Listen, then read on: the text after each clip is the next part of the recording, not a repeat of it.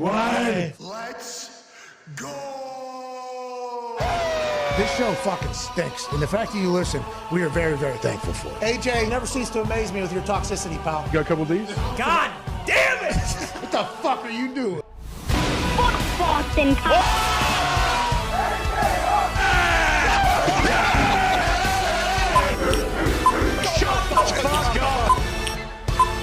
Hello, beautiful people. It is Play-In Tuesday, April 11th, 2023, and this sports program, live from the Thunderdome, starts right now. Much mana! Much mana to all of you as well. Shout out Will Sasso and The Rock. Saw The Rock lifting at 2:30 a.m. on his Instagram. That dude is something that none of us are. Speaking of something that none of us are, we have a guest live with us right now that we are going to talk to basically kick off this entire show. Normally, we'd run through everything that's taking place. The NBA play-in starts tonight. Ooh. Basketball matters all of a sudden. Now we go. Hey, now national television basketball games that matter are going to be taking place every single evening pretty much on TNT and ESPN. Can't wait to watch the NBA and have it be something that is worthy of having a conversation about every day because in an 82-game season, it is tough to take them serious. That's right. But now that the playoffs are starting, all the stars are here. All of them, right? That's right. But not Rudy Gobert.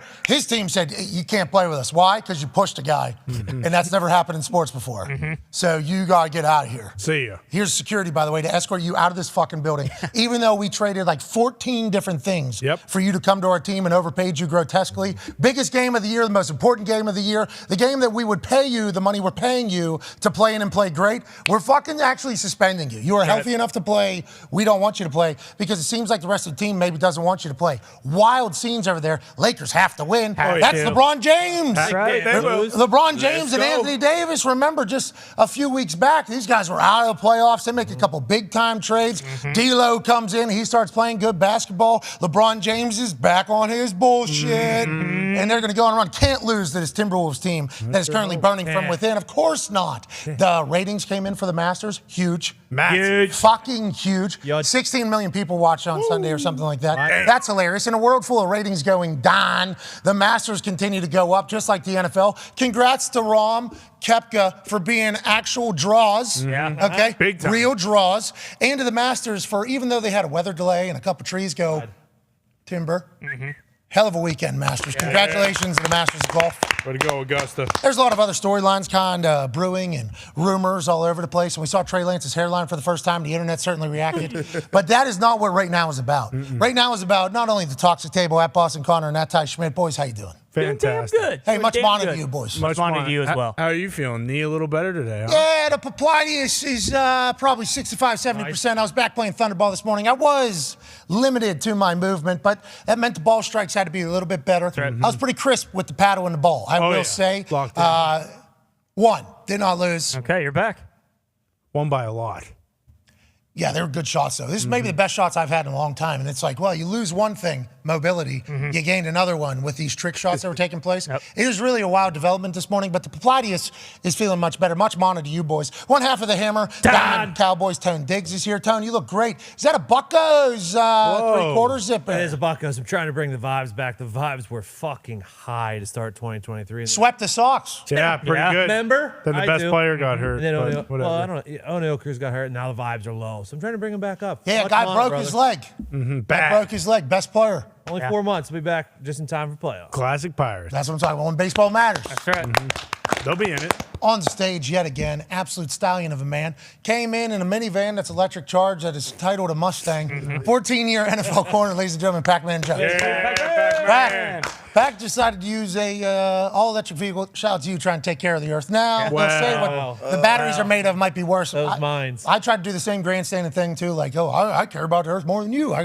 But it turns out the battery's potentially worse than everything that could possibly come from a vehicle. But I do appreciate you trying to do your part in getting that minivan-looking fucking Mustang. What was that? What is that out there? Bold choice. And what happened? And why did you take an electric vehicle from one city to another? Even though it's, this is like that was an aggressive decision, I think. Bold. It was an aggressive decision, I do say that. But, I seen the Hummer out there. It was electric. I said, hey, it's only, 90 miles from door to door. It said that I can get 285 miles. So I left the house this No morning. air conditioning. Yep. I left the house this morning with 180 miles on it. Before I can get to 75, the motherfucker was already down to 100 miles. Then my buddy Joe, he's a smart guy. I thought, anyway, he know about all the computers. And stuff. I'm like, yo, Joe, hey, let's find a place that we can charge this motherfucker up because it's getting low. And he went to a charger that didn't charge the car that we was in. We almost ran out, but he had to help me push a mile down the street, but we got here. Fucked up decision. I'm going back to gas. I'm gonna leave the electric to you. Okay. So you're just giving up on your entire concept. Smart move. Hey, way to persevere though. Yeah. Adversity showed up in the form of a number that's on a screen that was lying to you, because that number is without the air conditioner. Or music playing. Yeah. You moving the seats. Think about how, you know what I mean? 2-3%. Right That's there. a lot of power. That was my first time, and it was getting low, and it said, turn the air off. I said, oh, shit, Joe. We might not make it. Then it said, turn the radio off. I'm like, shit, no air, no radio. What is going on? Yeah, the electric vehicle, it's an interesting, the ball rack's right in the way of the camera. Oh. Look how, see how new this is. Look how clean this is. Thanks, nice. Much better. When I had my bad papadias, I almost tripped over a ball going down the thing. Yeah, right. And I was like, kind of a risky thing just to have it all here. We had this whole thing. But the electric vehicle game, I've been in a long time. Whenever Tesla came out and was being grotesquely overpaid to do something, kick a ball. But hey, the business that it was paying me made a lot of money too. Mm-hmm. So let's also think about that. Yeah. And that thing came out. It was supposed to be faster than like an import, pretty much. It's supposed to be quicker than anything else, and it lasts forever. And you're saving the world. That's right. And I was like, oh, this is a hilarious thing for me to drive. I get to like the P80 thing or whatever. It was one of the greatest vehicles of all time. I mean, it is so fast. I got car sick every time I was in the fucking Tesla, whatever it was. But the whole drive it to anywhere was quite a roll of the dice then. And they had said at that time, wait till next year. We're going to have we're going to have gas pumps almost where you just show up on the side of the road, you pop in, they'll pop out your one battery, which don't look into where it comes from. No. Don't look into that one battery will go down, and then they'll shift out a charge one, and that'll pop right back in, and then you'll just kind of go on, and then it'll be a 5-minute stop. It'll be shorter than a gas station. Everybody knows. Where's that at? Yeah, they're nowhere near being anywhere near complete. You had no shot. Whenever you're talking about him searching, he found a Tesla charge station that doesn't work for the Ford, I'd assume. Right. That can't be how it is. And they're talking about moving to electric vehicles. It's like, it is impossible to get actual anywhere other than just around the house. So don't give up on electric vehicles. Okay, don't do that. But you can't be going like Oregon Trail with them. No. You know what I They mean? got to tell us the true mileage on this shit, man, because the fucking car is halfway dead by the time you turn the radio halfway up. Is this our future? Tough decision. Huh? This is our future? Dude, that Hummer, potentially. That Hummer, though, come on. Huh? Pretty good, but that also Yeah, it sounds takes great when you go 3 miles a day. Yeah, remember when I was driving downtown to the office, to the house, I almost had to get rid of it. Leave it overnight a couple times. Yeah, because the charger, it couldn't charge it quick enough. Why didn't you tell me none of this? Dude, I did. What? It works. I didn't think you were going to drive Cincinnati to Indianapolis. I mean, what are you doing? No way, dude. But I do like that whenever they sold it to you, they told you that you could. Yeah. Because they told me the same thing. Every single time I've done it, they ain't never told the truth to me. You should have bought the solar panels with it, though. Back, I'm going to be honest. That car stinks. It does, dude. It's a Mustang, too. Mustangs are horsepower heathens. That's right. Okay? I got a Shelby that has 660-some horsepower. Showed up loud. That thing purrs when it comes in. Now, I did try to drift around my front driveway and wrap it around a tree. But that's what's going to happen when you have a rear-wheel drive vehicle with 660 ponies and a large space. It's hard not to, I'm a fucking drifter all of a sudden. Yeah. And then a pothole shows up out of nowhere and you hit a tree and bang. Oh, is it totaled? Close. Going to have to fix it. Yep. They got it fixed. That is what a Mustang's supposed to be. That minivan fucking thing you drove in here today can't have it. So you're also empowering Ford to continue to do that type of stuff. I just want to let you know, I was disappointed today in you. Very. Hey, We all were. I was. We thought you weren't going to make it. Yeah. I It's a huge was bummer. disappointed in Ford. It's not even shaped like a Mustang. It's a minivan. It's Looks a like minivan. You're not supposed to be able to stand up in a Mustang. You're supposed to be able to get 287 miles out of this fucking car, and it was nowhere near it. You were at 180 though, so even the 280. I mean, what were we Back, thinking? you showed to up in a begin with? Lambo SUV last week, and now you're showing up in this. Oh, jeez. Well, I thought it would be a better idea than the gas thing if it can make it there and back. It might be able to. Let's give it a go. No, yeah, For sure. Yeah, Well, next week. Try it again. And the thing is, Pac-Man 2, if you done with remember it. from Hard Knocks, he also ran out of gas one time. So it kind of is yeah, both. I do It's kind remember of that. both situations. He's so mad you brought that up. What happened there? What happened there? It was lying to you too. It had that thing that it said how many miles left, and it said like you got 30, and then it goes to E. Yep. And everybody's like, well, I got an extra 15, Yeah, 20 yeah. at least. Is that what happened? Well, I was in the Demon, it's got a lot of horsepower. I just didn't have a chance to look down at the gas. Oh, you're too busy listening to it. But this time, I looked at this thing the whole time. 180 I started off with, and there's no way that from downtown to 74 is 70 miles. Yeah. I got on 74, I had 100 miles to go, bro. Okay, yeah. How loud was the music? Now we have to get into what Where were you music listening was to, at. Well, Joe's it- negative ass was over there talking the whole Joe! time. Oh, we're not gonna make it. That's not true. Oh, that's we bad. know I that's not promise true. you. I'm Is it like, true? bro, We why found would you out keep saying that? I'm Joe like, sold his tech company for $10 billion at age 28.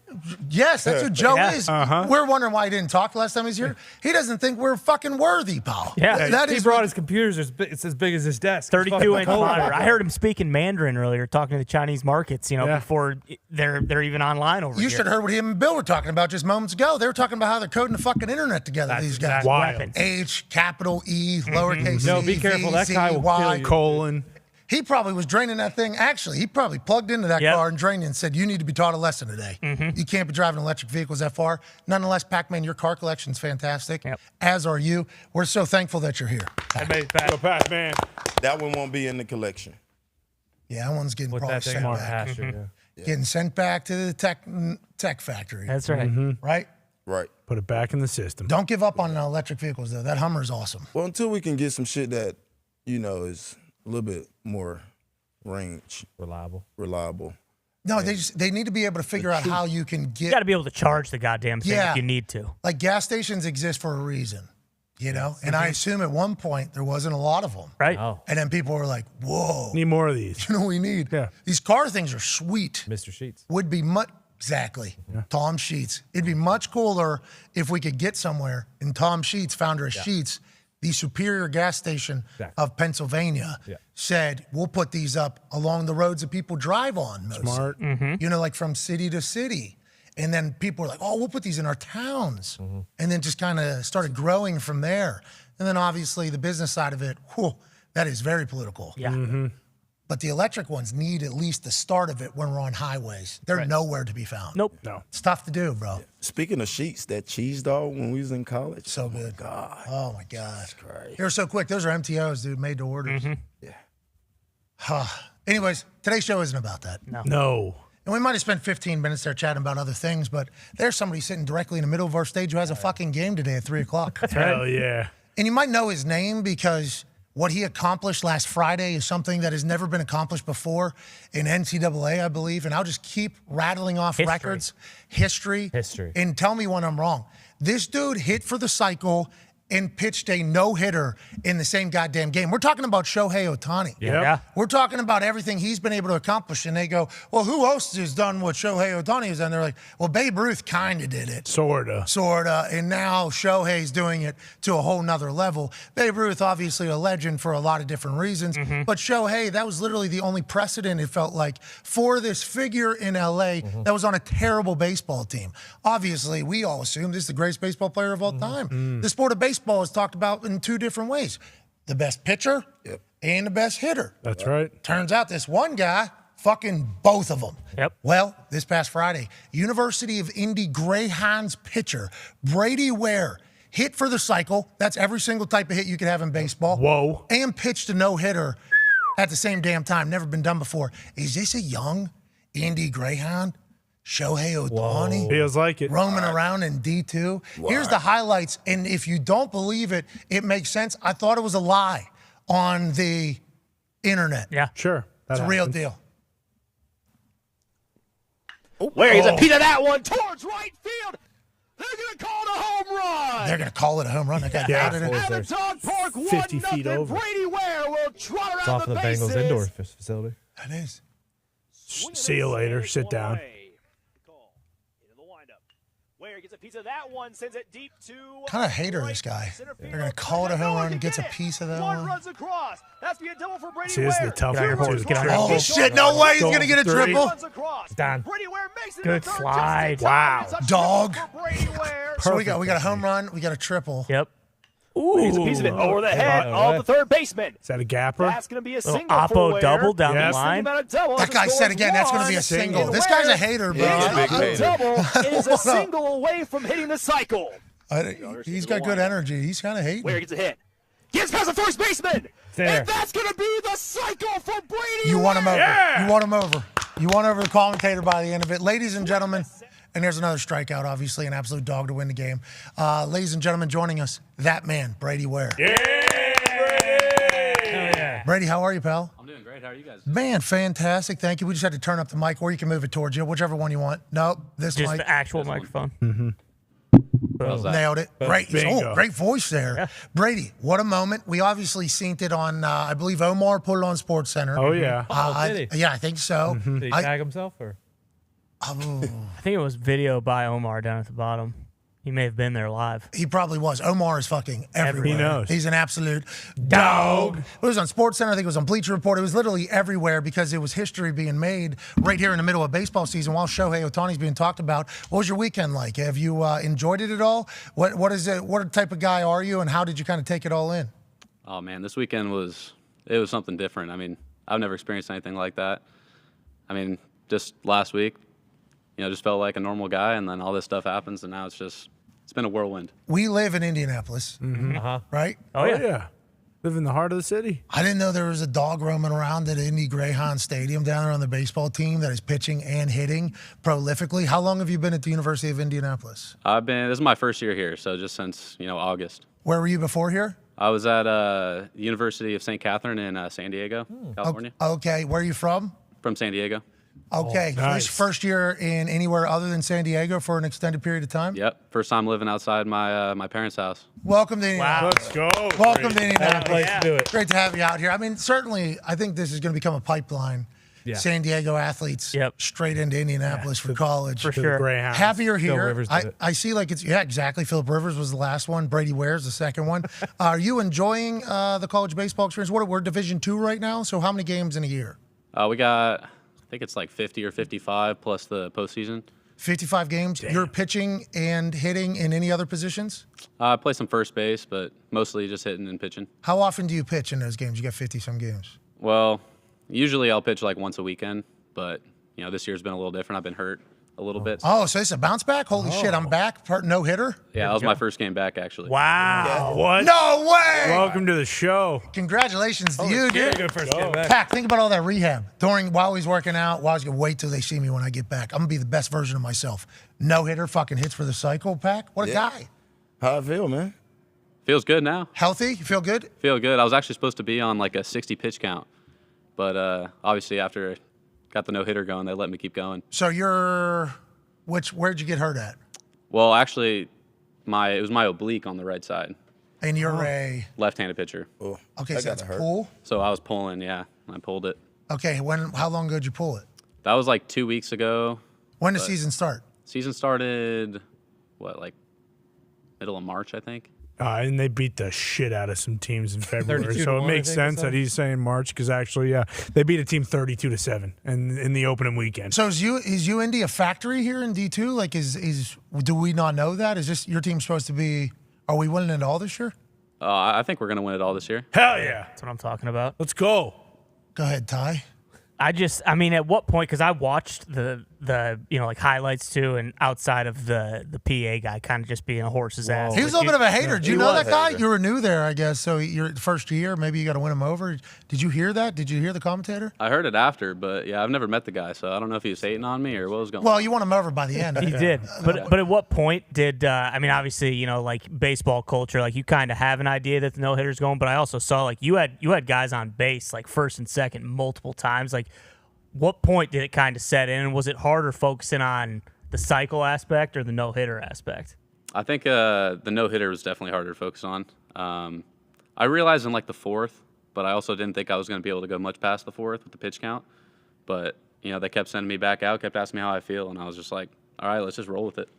Hell yeah. I seen the thing where you was 15 minutes late. I have a pregame ritual. It seems like, I don't know if you did this on purpose, but since you was 15 minutes late, do you think you should be a couple minutes late? Change routine. Should you change the routine? Every game. Well, I'm currently late right now, so maybe I'll have a good game today. Okay, for today's game? Yeah. So does your coach hate that you're here or happy that you're here? Oh, he's happy. He's got to be. Shout out to your coach. Good coach? You feel like you got better since getting to UIndy? Or like, does your game continue to grow?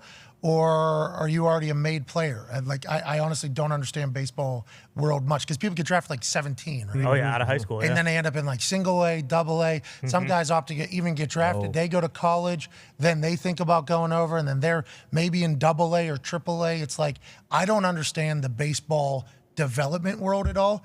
But like, are you continuing to get better right now? Goal, dream, still to be in the majors? Is that everything? Go to a bigger school? Like, is there a mindset, or do you just take it literally like game by game almost? I mean, obviously everyone's trying to get better, but I mean, I want to play next level, play some either independent ball or maybe get drafted. Frontier League. Like that. Here we go. Yeah. Frontier, maybe the Pioneer League. Yeah, I played in the Frontier League. Yeah, you did. That's what I heard. No big deal. I played in there. First time ever stepping into a batter's box. You played baseball your whole life, only sport? Yeah, that's the only sport. Loved it. Loved it. Everything about it. Yeah, my dad got me into it when I was probably like 2 years old. When you're pitching, are you thinking or trying not to think at all? Well, I think I got to change my mindset now because this weekend it just felt kind of blank out there.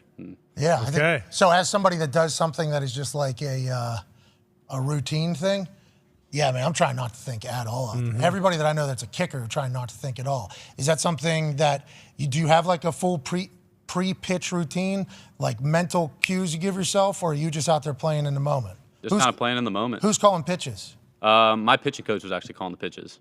Dog. You shake them off? What are we throwing? Yeah, is there any of that? Shook him off a couple times, but he did a pretty good job calling the pitches. What are we throwing? Fastball? Fastball, mostly changeups. 3-2. Couple curveballs in there. Full box. 3-2. What's your go-to pitch? 3-2, probably changeup. Okay. But you had to set that up, right, in the first. He's not pitching today. Yeah. Thank We God. don't want to give away any advantage in That's there. right. That's But right. you already had to set that up, I assume, right? Isn't pitching like choosing what to pitch, how to pitch it, when to pitch it, and everything? Yeah, like it kind of that? depends, just how they at bat went. But What about a knuckleball? We get a knuckleball in there? I wish we actually got a teammate that throws pretty dang good knuckleball. Wow, a little Wakefield. Yeah, Wakefield's boy. Didn't they have that reality show? Remember, they were trying to find the next great knuckleballer. This is a real deal. Really? Before They had or after? other professional athletes after I think Wakefield was the reason. Before why. or after $1 Million Arm? So it was before $1 Million Arm. After Wakefield had his success. Yeah. Because I was watching, I think it was other celebrities or athletes, like retired athletes. Trying to do it. They were trying to pitch or teach them how to pitch the knuckleball. And there was only like one or two of them that could do it. And then they got an actual tryout, I think. And none of them made it because, Right. So hard. didn't have the consistency. Got to be pretty to do consistent. Yeah. It's not an easy pitch to throw. Is that what we're talking about? I mean, the thing with the knuckleball is the person throwing it doesn't even know where it's going, so it just kind of goes wherever it wants to go. How about when you're hitting? You're a lefty hitter or both sides? Lefty. So you want to hit against a righty pitcher or a lefty pitcher? I'd rather hit against a righty. What do you think about that new rule? You can't slide over no more. You should probably like that rule. The shift rule? Yeah. I like it. It's not in the college level yet, but it's in the bigs. Are they shift against you? Not really, surprisingly. They're gunning I it have. out. Well, when you're fucking going great oppo, going the other double, way, yeah. I mean, how can they shift against you? Yeah, I guess that's true. We was talking, and I was saying it can't be that fucking hard to hit the ball left if everybody is over here. As a left-handed hitter, can you explain to us how hard it is to For more not pull context, the ball? For more context, Brady. Yeah. Whenever they change the rule that teams are no longer allowed to shift over, those of us who are not baseball people, they showed us an aerial shot of what the defense looked like, and everybody's over here. And we, as a sport, go where they're not, is like, hey, just fucking hit. There it was. That was the actual photo. Go left. So I'm not a big baseball guy. Just, okay, pal. Just all you got to fucking do is just put it. Not easy to do that, I guess. And is that something I guess you do have the ability to do because you want Oppo for the double I believe, out there. Slap the ball Is the that just other some people way. have it, some people don't? Pulling the ball is just a natural thing to do. So especially these big lefty power hitters, a lot of them don't work on hitting the ball the other way. So it's kind of just something you got to learn to do. But You a better hitter or pitcher, you'd say? What was that? Better hitter or pitcher? Definitely better hitter. Let's go, dude. Yeah. Is baseball culture still the same? We still fucking dipping in fucking seeds or what? You guys probably can't chalk, can you? No, Probably I'm not allowed zinning. to. You're not allowed Sam to? Bennett. If they see a can in the dugout, Yeah, they'll you get just say suspended. Are you allowed to zin? No zinning? Nothing. Oh, really? So it's the nicotine that is the problem, not the tobacco. We've learned that now. Correct. I guess. That is what that rule is. I don't like that. Just Just rip cigs. You're a and Jim fifth-year Whelan. senior, though. Like, you're not grandfathered in. You could just be like, hey, I was chawing at St. Catherine. Like, I've got to be able to chaw here. I don't think. Look how handsome this guy Yeah, is. that's California, too. He's a handsome fella right there. How's the team? We got a good team. You're new there. You got hurt for a couple of weeks. Was it hard to adjust to a brand new team, or how was the kind of the camaraderie behind the scenes? I think the team's great. We should be pretty good this year. I think the bigger adjustment was adjusting just the weather and everything out here, being cold. Body sore. Yeah. Get sore more. What was that? You get a little sore more because it's colder. Yeah, it's harder to get warmed up. But when you do, you're fucking hitting every base. Yep. Going everywhere. Who are we playing today? Ohio Dominican. Oh, let's beat the shit out They of them. suck. This team doesn't even know what baseball is, right? Are they a good team? Do we know? Do we do film study on every team? How much prep is there for every single team in college baseball? For weekend games, we do a little bit more. I have no idea how this team is. You don't even know who's pitching you right now? Don't I have need no to know. idea. Okay, sick. All right, so what is something that's like that'd be good for a college baseball D2 game? Like how many times do you go to bat tonight? Probably like 4 or 5. 4 or 5 times? Yeah.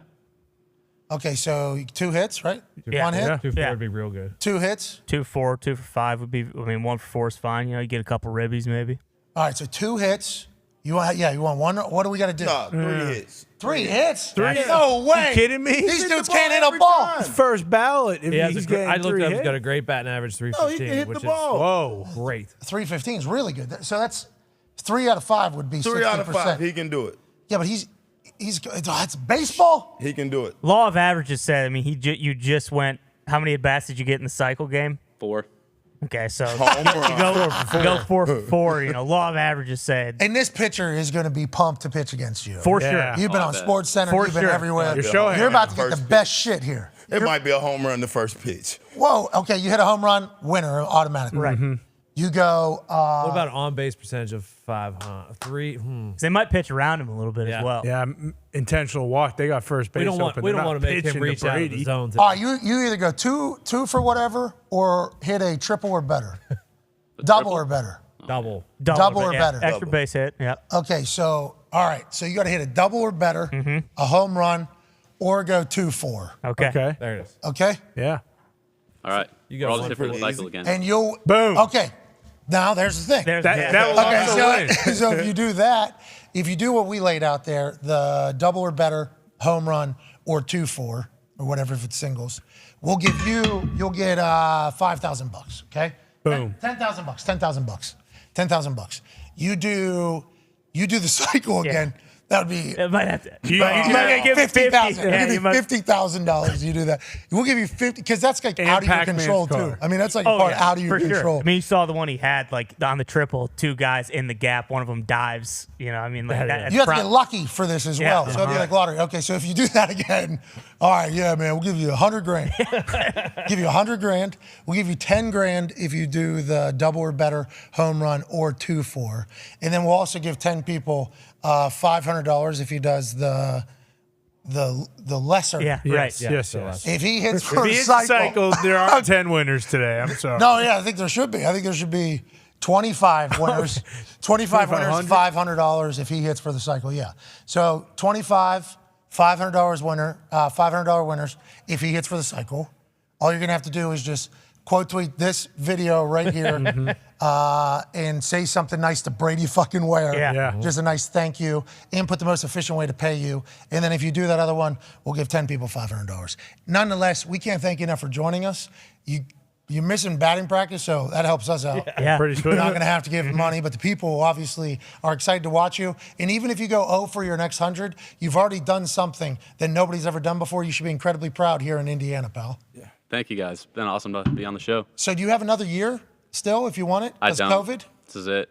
Really? I thought COVID you just get like a bonus year. I already got the bonus year, so this is my 5th year of playing. What if you? Oh, really? What if you got like a master's or something?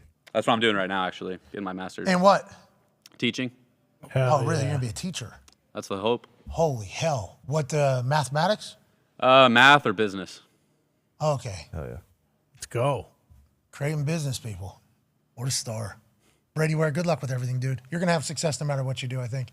You're incredibly cool looking. And the composure to have, no matter what level you're on, knowing that history is on your shoulders and on the next swing, to be able to pull through in that moment, legendary, pal. Ladies and gentlemen, Brady Ware. Thank you, buddy.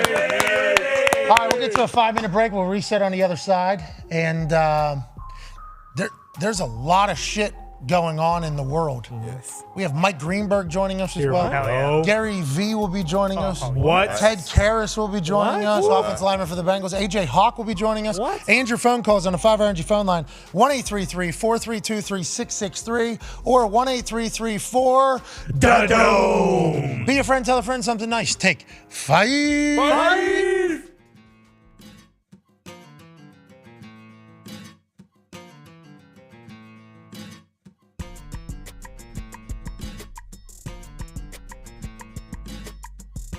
Probably still play safety, but we did see something today. Yeah, I don't know if he could still play safety just because, I happened to catch a pass against him. It wasn't a moss. did? It was not a moss. I did. I had to reach over him a little and snag it out of his hand. Do we have a video?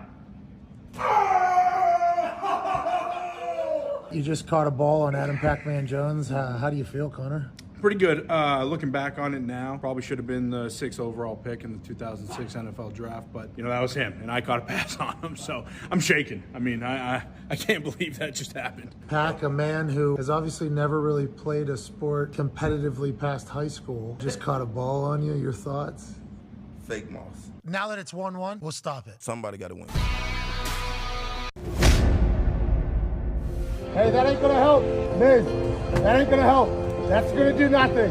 He was a 3-sport athlete at Plum High School, where his volleyball team was in the mix for a Section 3 title. Making his Lake Tahoe debut for the brand, McAfee. Aaron Rodgers. Hey, baby. AJ Hawk. How baby, AJ?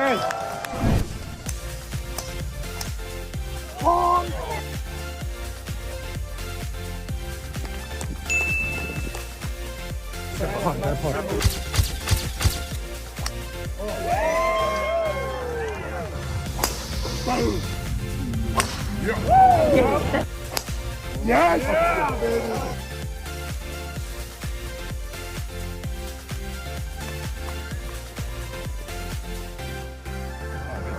Come on! Come on! Come on! Good job.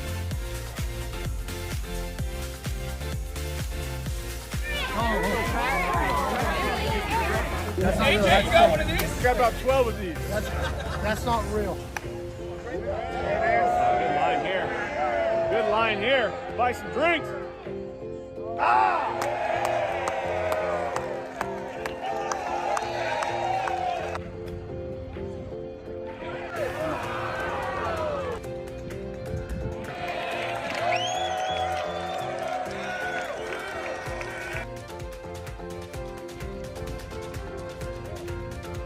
Great putt.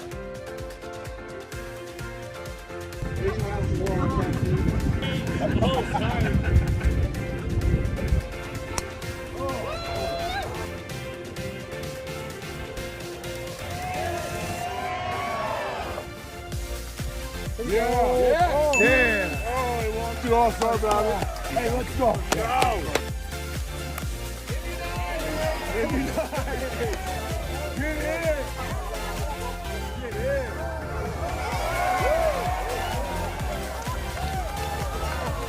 Come on. Here we go. Yeah.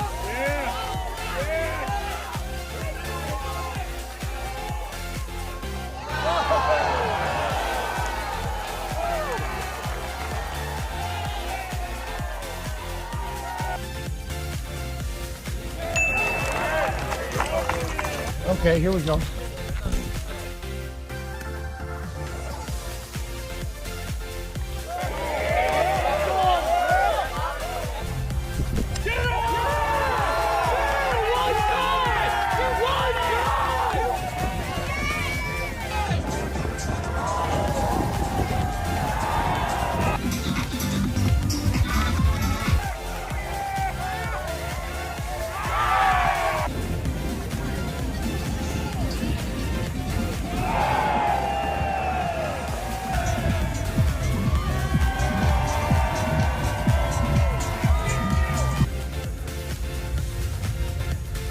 Our American Century Championship coverage rolls on here from the back deck of Edgewood Tahoe. How about Pat McAfee stopping by, man?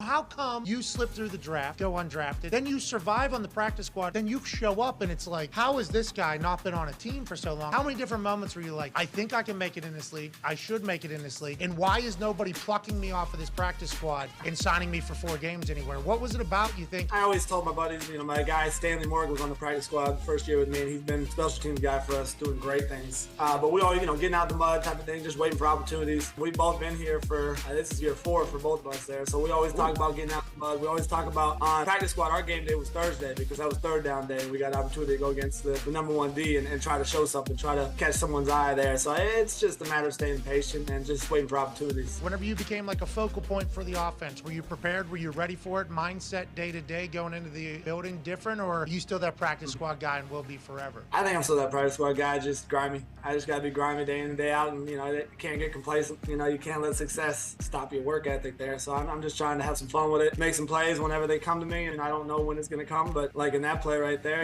we got a double-double, and I'm going to be single if they're doubling 2 people. So, there's a lot of weapons on this offense, but I'm going to win my one-on-one when I get my opportunities. Hell yeah, grimy Stanford guy. Really? That sounds like a superpower.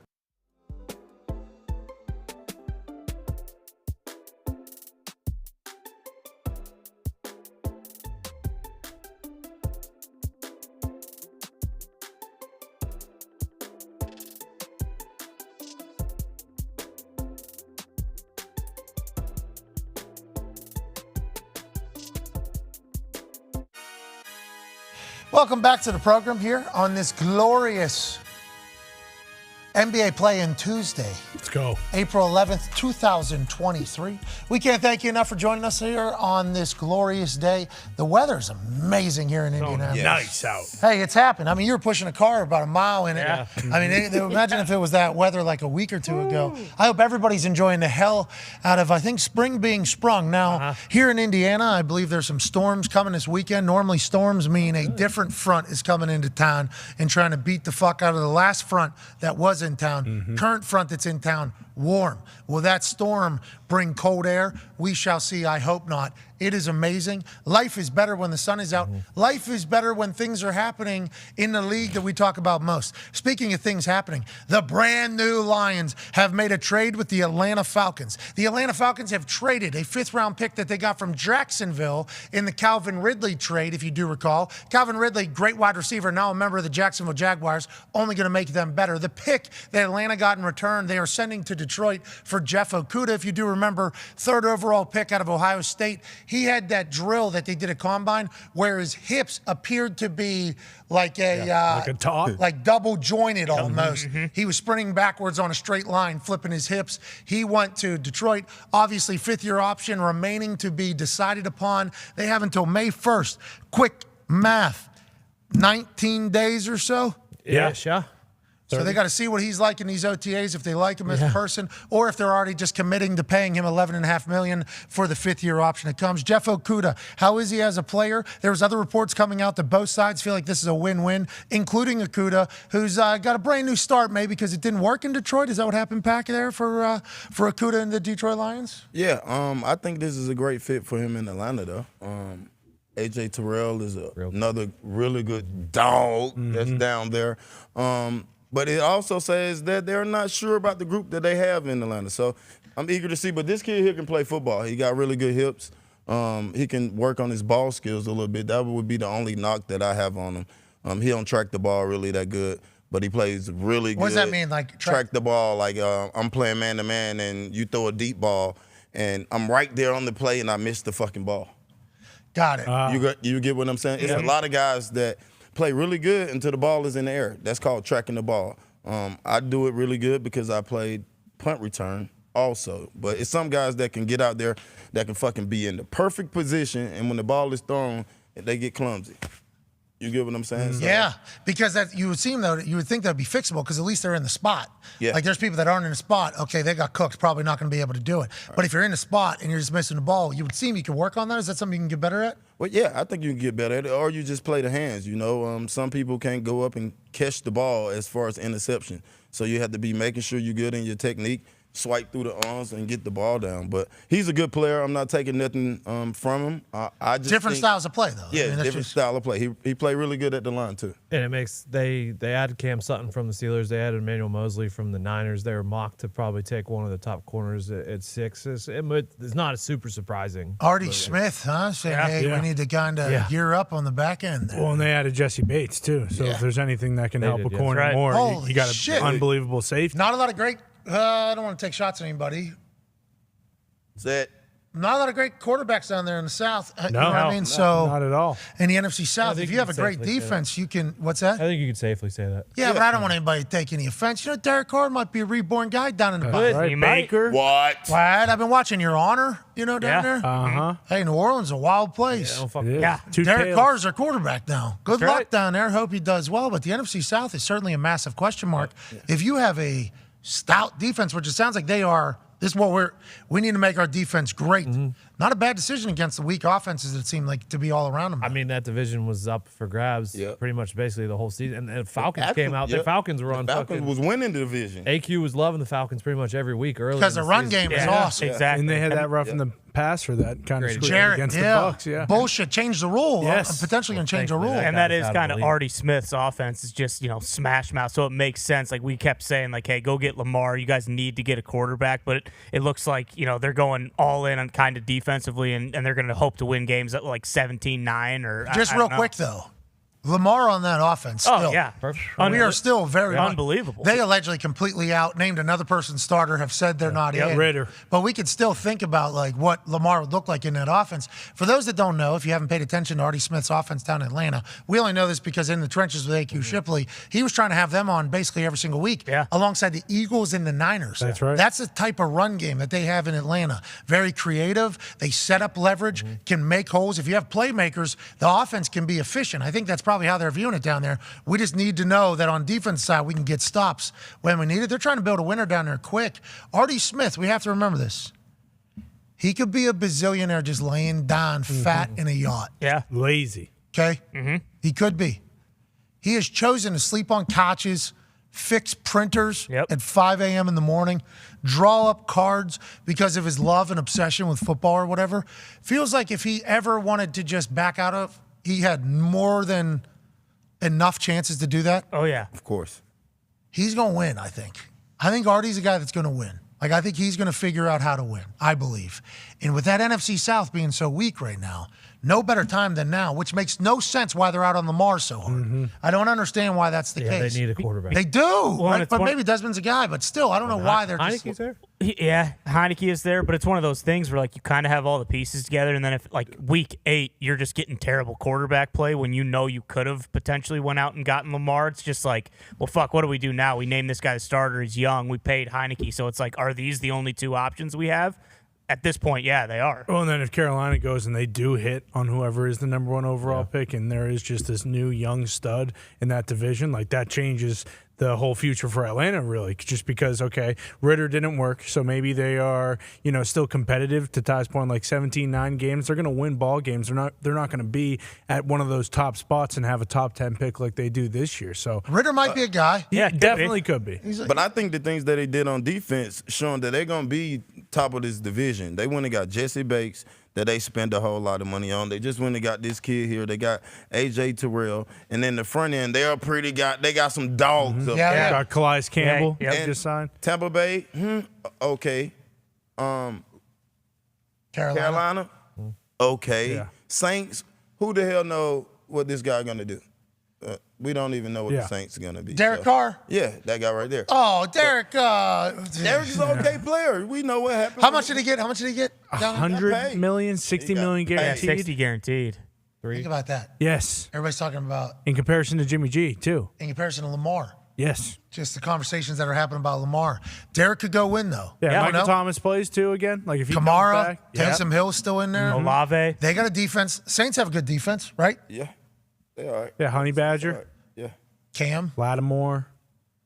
They got dogs in Mario Davis. The Saints have a good defense. Yeah, they do. Yeah, right, bro. The Saints fucking corners suck. They gave up more yards than any NFL team this year. I don't know what y'all talking about, man. Have y'all seen the Saints? Have y'all forgot?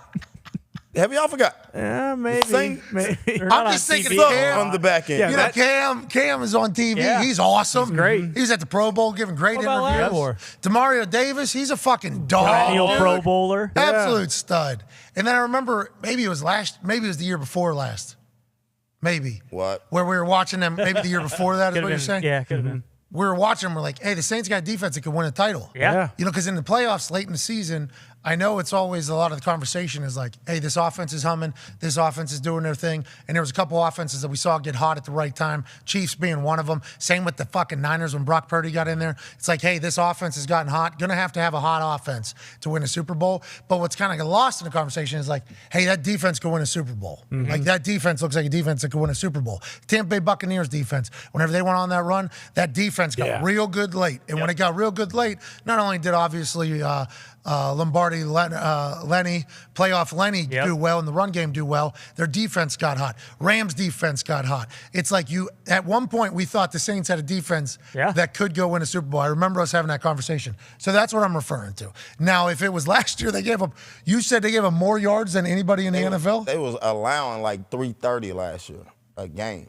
What's that all about? They weren't. What do you think that's all? What's that all about? We didn't talk shit about the Saints last year. It was 7-on-7 with the Saints last year. Oh, they're saying bad football team. That's what I'm saying on defense side. I got Derek Carr though. That's why we didn't really talk about it, is because they were in it for the entire year because of how terrible the division was. Like the Bucs went 8-9 and went to the playoffs. It wasn't like there was one clear-cut winner. I think it was week 14 maybe, and there were a few teams, and they were all below 500, and they all had, I don't know, pretty terrible records, but they were all still in it because of the fact that if there are a few things went wrong in those closing divisional games, they could have still went to the playoffs. Would like to let the NFC South fans know that, hey, I understand the AFC South is weak too. Let's not get crazy. I lived in it. All right, we understand that very much.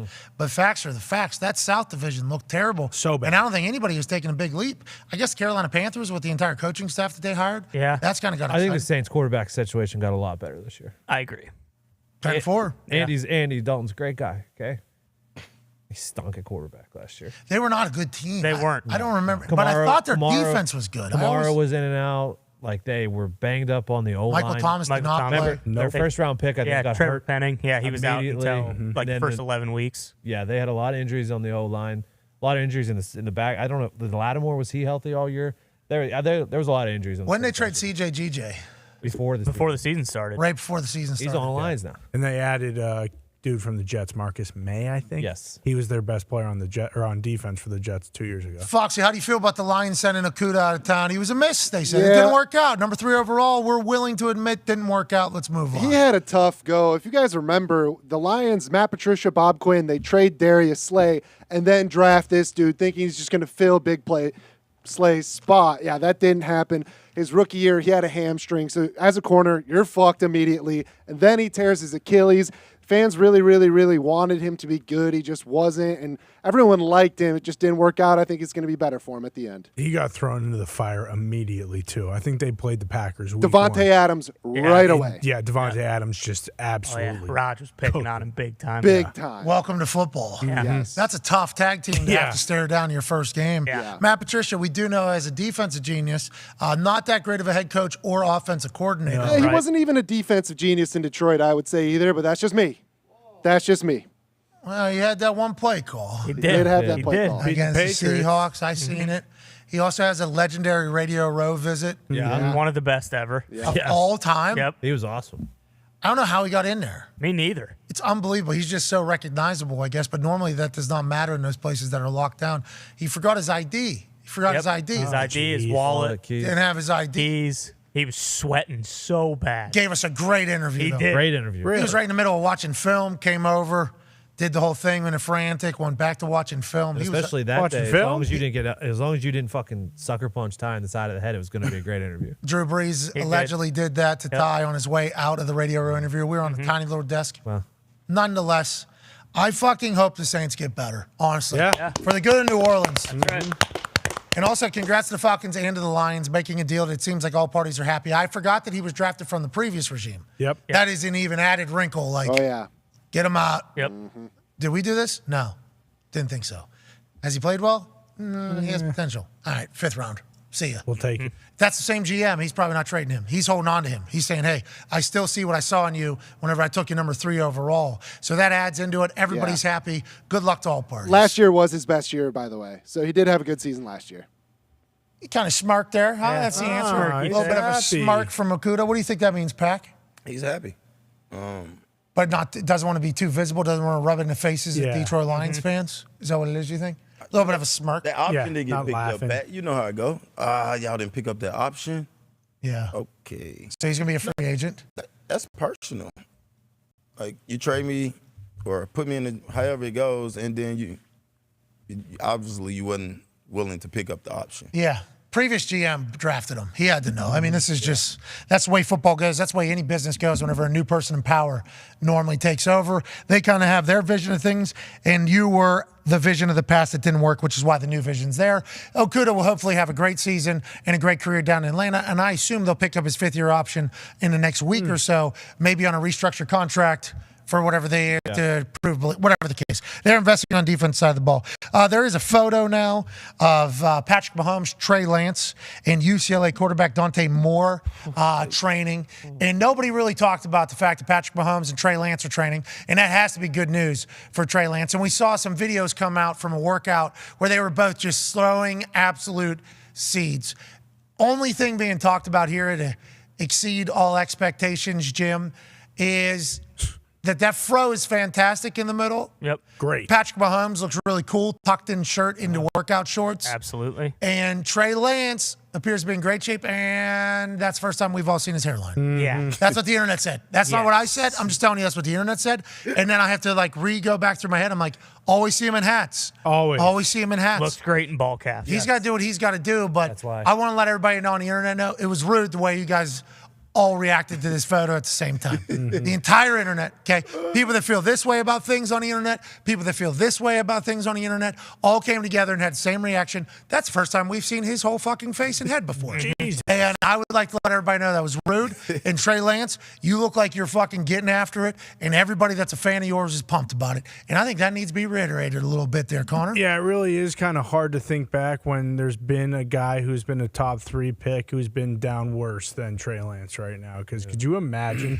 finally Coulda just got traded for a 5th round pick. Yeah, but at least the entire internet isn't cooking him. I mean, could you imagine finally, true, but finally you get some, clips out, some highlights, you're working with Pat Mahomes, and the only thing that can be talked about is, Jesus Christ, this guy should shave his head right now. Oh, my God, Connor. I didn't say that. I'm saying that's what the people on the how internet old is he? are. Like 21? Yeah, he's young. Oh, he need to shave it. Yeah. Yeah. No, he needs to get the Urlacher. That's right. They have ways to fix this now. I don't know if anyone can fix that. Deion got it.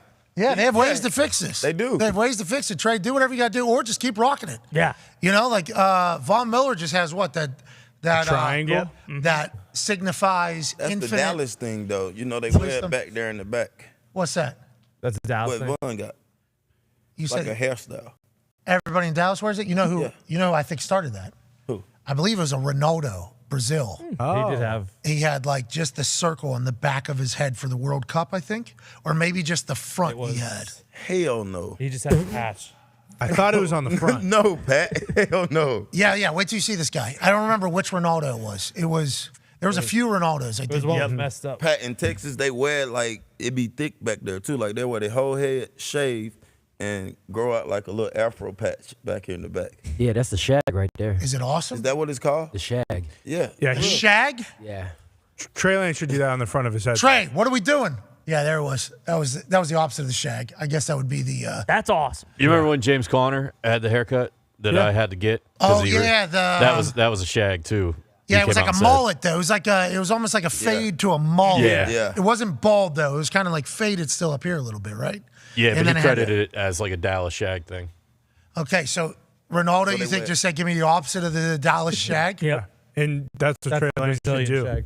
That's a Brazilian shag. The Dallas shag goes in the back door the back of the head there. Yep. The Brazilian shag right there on the forehead. That's right. Okay, makes sense. I know someone. There's someone else with a Dallas shag right now. Oh yeah, Gumpy. There, He does. Yeah, He does. Yeah, Kyle Cathcart. That's right. Yeah. Old Kyle Looks Gump. good, too. He does. He does look unbelievable.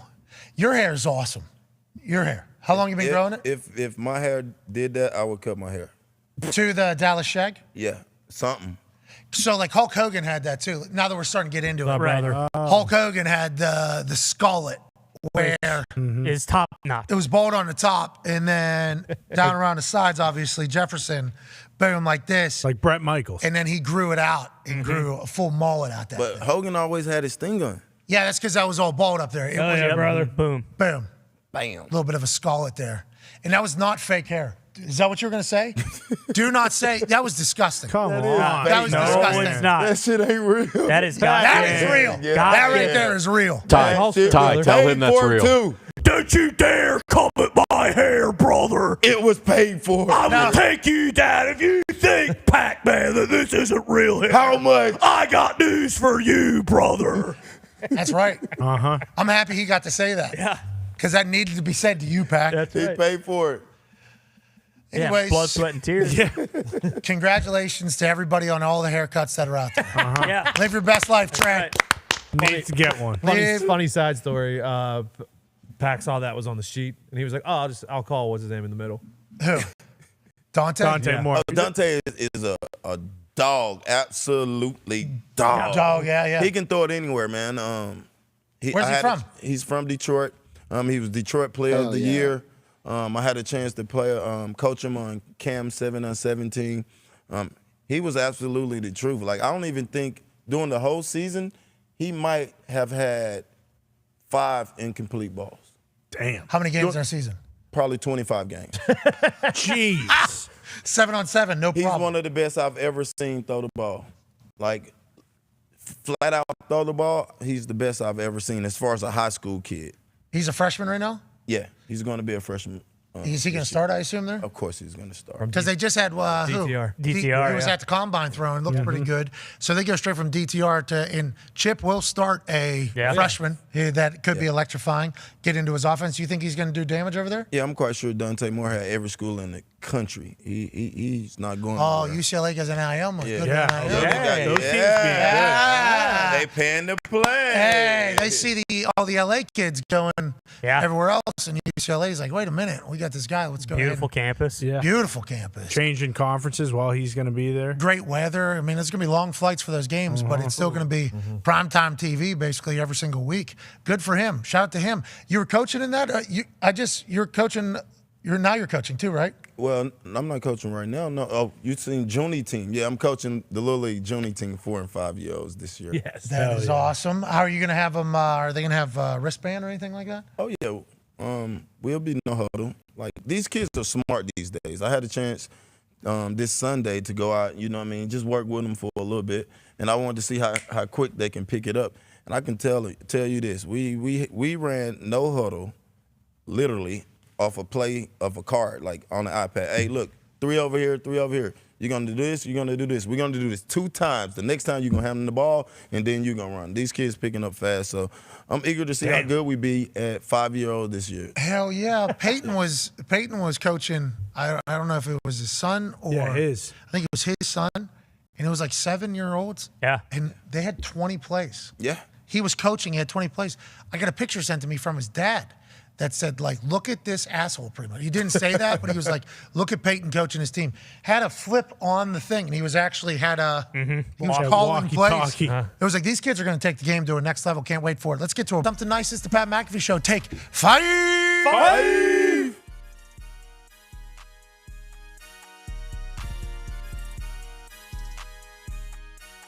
I'm just reading this headline here that is written on this piece of paper by Boston Connor this morning. Lou Holtz sent Brian Kelly several letters over his Notre Dame tenure to no response. This must have slipped through the cracks in the group text. Sports Illustrated is reporting, while talking to reporters this past week, Lou Holtz shared that while Brian Kelly was at the helm, he wrote him several letters over his tenure as coach. Unfortunately, Holtz said, he never got a response. So,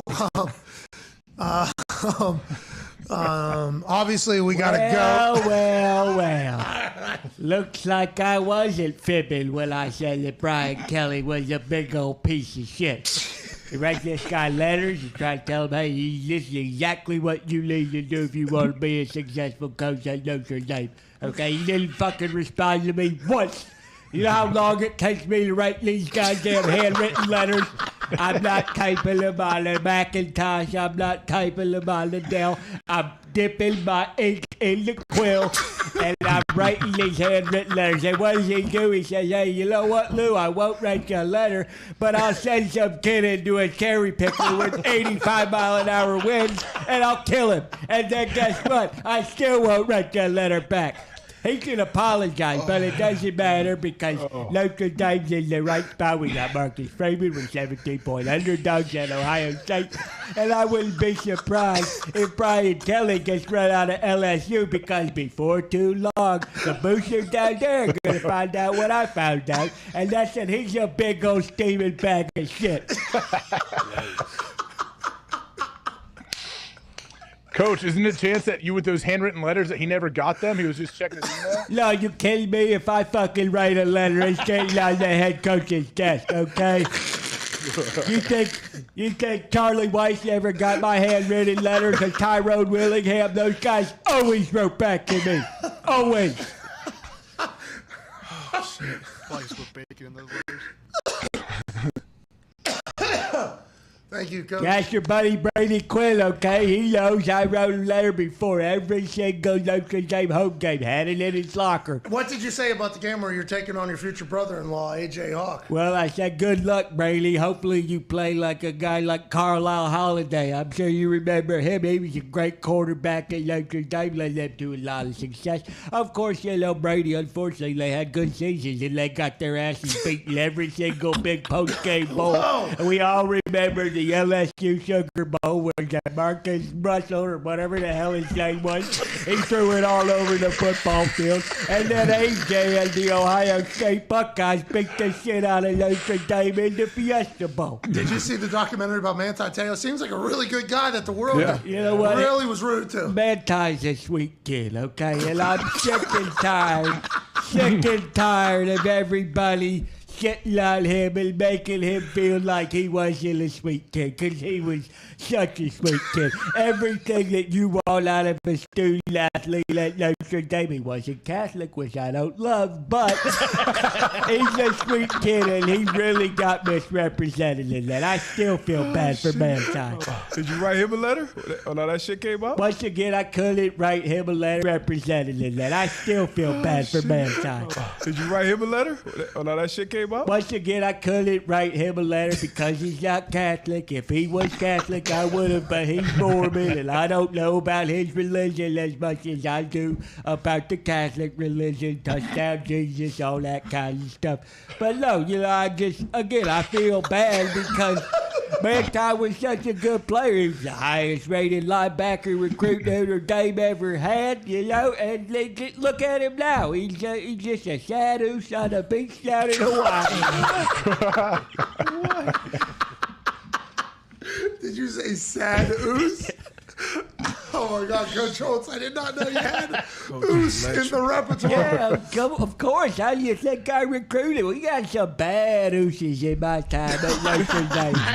Offensive, defensive line. I stole a couple of them from SC and BYU and all those places. Jesus. Man. Oh, I'll tell you, I did not expect that today. You know, it's just like I'm frustrated with flying cars because I'm obsessed with that. Like, I want a flying car. Hey, me too. What I got is my phone instead. It's like, well, the future is on your phone really right now. It's not like literally in front of you. You can't get into a flying car. But, you know, your phone has it all. It's like, I don't want this phone. I'm not going to have this phone 14 hours a day like you young people do. No, thank you. Like, I'm not from that generation. But, you know, give me a flying car. You know? and honestly, when we shut down the Mars missions, you know, we were supposed to be going in 2024, and we shut it down. But a lot of people don't realize is, you know, from here to the moon is 208,000 miles roughly.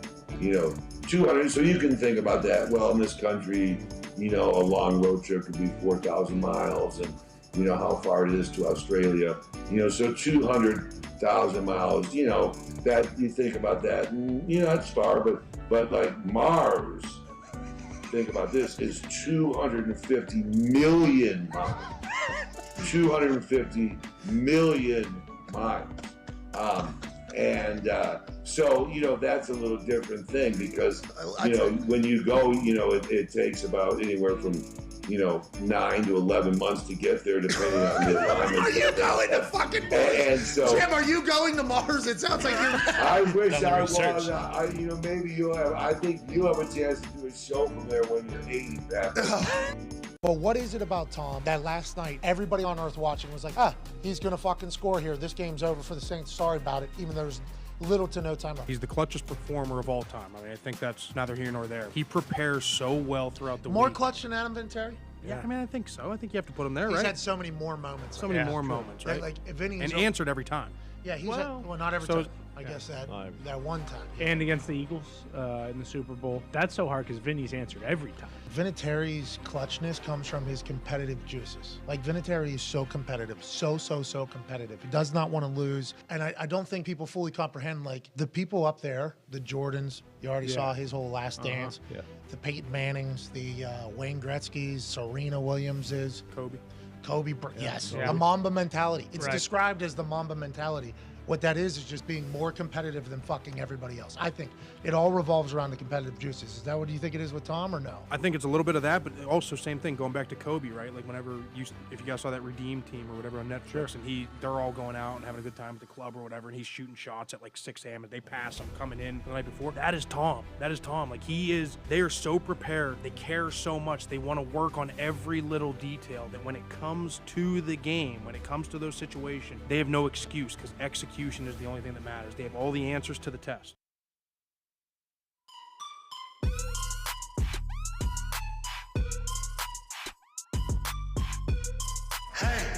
Let's go! This show fucking stinks, and the fact that you listen, we are very, very thankful for it. AJ, never cease to amaze me with your toxicity, pal. You got a couple of these? God damn it! What the fuck are you doing? Fuck Boston.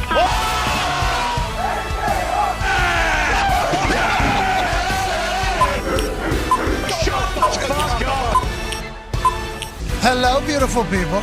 Welcome back to our humble abode, the Thunderdome, on this NBA play-in Tuesday, April 11, 2023. Hour 2 starts right now. Much money! Much money to all you as well. The Toxic Table is here looking fantastic. At Boston Connor, at Ty Schmidt. One half of the Hammer, Dahn. Cowboys 10 Diggs is here, rocking a name tag in front of him. Brady Ware, who was here in the first hour, University of Indy Greyhound baseball player. Tone, what did you take away from our conversation with the D2 superstar who hit for the cycle and pitched a no-hitter in the same game for the first time in NCAA history? I took away that he's a great, humble kid because, if I would have just hit for the cycle and threw a no-hitter, my fucking balls would be dragging out of here. Amen. Okay, so I don't know if that's a compliment or a shot there. I don't know. What's a compliment? Oh, okay. You're saying that you would have been obnoxious. Yeah.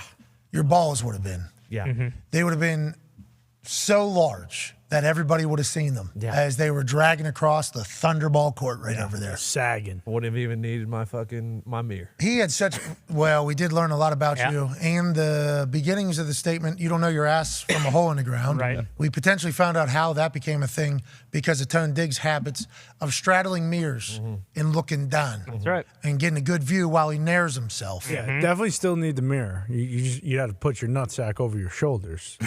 But if it was there, if he hit a cycle and threw a no hit, and then wanted to shave his ass. Anyways, he was super cool. The guy was super cool. This is a bunch of frat boy jokes here. Bingo, sorry. Little out of touch humor you just said there. We don't need any of that, but we are saying the kid was awesome, incredibly humble, and today he has a chance to win himself and others money. All he's got to do is hit a double or better, and we'll give 10 people $500, and he will get $10,000. And if he ends up hitting for the cycle again, Obviously, we'll give him $100,000 and 25 people $500. All eyes are on the University of Indianapolis versus Ohio Dominican baseball game. That's right. Taking place today at 3 p.m. Eastern Standard Time, where I assume it will not be able to be watched, but we will certainly keep our ear to the ground on how Brady Ware's doing. Good dude, cool dude. Yeah. Good kid. Yeah. Also cool dude, ladies and gentlemen, 14-year NFL vet, a man who drives electric Ford Mustangs, Adam Pac-Man Jones. Pac obviously put half a 10 in his face there during the last break. How are you doing, Pac? Feels like it's been a good day thus far. It's been a great day. Yeah. Kid was very humble too, man. Yeah. What y'all think? He was humble. Yeah. Like he very cool. Got to pick up his swag a little bit. Yeah, well, He only hit for the cycle and pitched a no-hitter one time. That's right. Imagine he does it again today. There might be a little bit different attitude, but I think that guy just loves baseball. Oh, yeah. Just wants to go play at the next level, whatever it is. If it's Frontier League, Pioneer League, if it's the majors, whatever the case, he wants to go and do it. I love the fact that he stopped by. We're appreciative of him, and good luck to him at 3 o'clock. Joining us now is a man who needs no luck because he's won it all, hasn't he? Yes. He's won a college football national championship. Yeah. He's won a Super Bowl championship. What? He's won a Ryder Cup Well. Oh, wait. Oh, fuck. He didn't, huh? No, he didn't. That's on us. We've been mispronouncing his names for so long. Man. He won at the Ryder Cup. Yeah. The all-time leading tackler for the Green Bay Packers. COVID survivor, father of 10, A.J. Hawk. AJ, sorry the rest of the team couldn't show up for you there for that Ryder Cup championship. You got the win, everybody else couldn't. That's a shame, and obviously I'd be upset if I were you because USA. USA. USA. USA. How are you doing, AJ? Did you get a chance to see this Brady Ware character? The guy was super humble, and he's got a game today at 3 o'clock, was missing batting practice, got a lot on the line. Could potentially earn himself $100,000 this afternoon. Hell yeah. So I was on. If he hits for the cycle again, he gets $100K personally. Yep. NIL deal. What are the odds? You think is a good chance that he does that again? Well, remember, it started at like 15,000, then 25,000. Then as I was calculating the odds in my head, I'm like, 100,000. I could have kept going. Yeah. The amount of luck that has to happen to get a triple, I think, in baseball is very fascinating. This one will be a 9-inning game, I guess. Yeah, right. Which is a little bit longer, so he'll get another at bat, hopefully. But if he goes back-to-back cycles, that'd be quite a day. And maybe the next time Brady comes in, he does have a little drag alongside of him as he walks through the Thunderball court. He did say that that was his first triple of the season. So chances, I would say the chances of him hitting a cycle again are probably like 1 in 100 trillion. But hey, first game back though. Crazier things have happened. 100 trillion. This would be a second game back. Yeah. Now I'm worried. Like, what happens if the other pitcher saw this and then said, "Hey, look, I'm going to throw you meatballs. You just have to give me $10,000 after you hit the cycle again." Oh, that would be interesting. That would be smart. Now that just crossed my mind because if I was the other pitcher, that's what I would probably reach out and do. At Ohio Dominican? That's right. Yeah, but you think Ohio Dominican pitcher wants any of those stats to go against him? No. You know what they say about Ohio Dominican? What do they say? They don't care. They don't care at all. Well said. Yep. Say that. All they care about is change in their pocket. Allegedly. Actually, that's what I've been told about Ohio Dominican. Yeah, quite a slanderous term. I'll be excited to see what the battle is. That pitcher probably does not want the guy that's been on SportsCenter as a D2 baseball player doing anything against him. Probably looking forward to it. The shit that's being talked by the Ohio Dominican teammates of the pitcher, that is going again. This guy was on SportsCenter. This guy's a better pitcher than you and also hit for the cycle. I mean, this is... If he gets a hitting, no. Look out. Think about that, AJ. If Ohio Dominican, there's probably some Ohio fucks on that team if I had to guess. I assume. Maybe. Yeah. So wait, this is a 9-inning game, but some games are not 9 innings? Yeah, they do doubleheader 7-inning, right? Yeah. Ty? Yep. Yeah, whenever they play doubleheaders, 7 innings back-to-back, single game today, so it's 9-inning affair. Same team there, they're playing doubleheaders? Yeah. MLB did that last couple I'm sure you can stream the game. It has to be like you got to be able to stream it. Yeah, you got to watch it on mute though. You think the guy's a hater. The guy's a big time hater. Yeah. They're going to call it a home run. Yeah. That's what he said. It's a fucking home run. Yeah. Going to say, fucking exit velo is off the charts. What are you talking about? Somehow gets a whole piece of it. Yeah. Jesus. How? Gets a single. He was a big hater. Trying He was, for a wasn't double. he? Yeah, he was. I didn't know if that's how people reacted to the video or not before. And that was my first time listening. I'd not heard it. I'd only watched that video.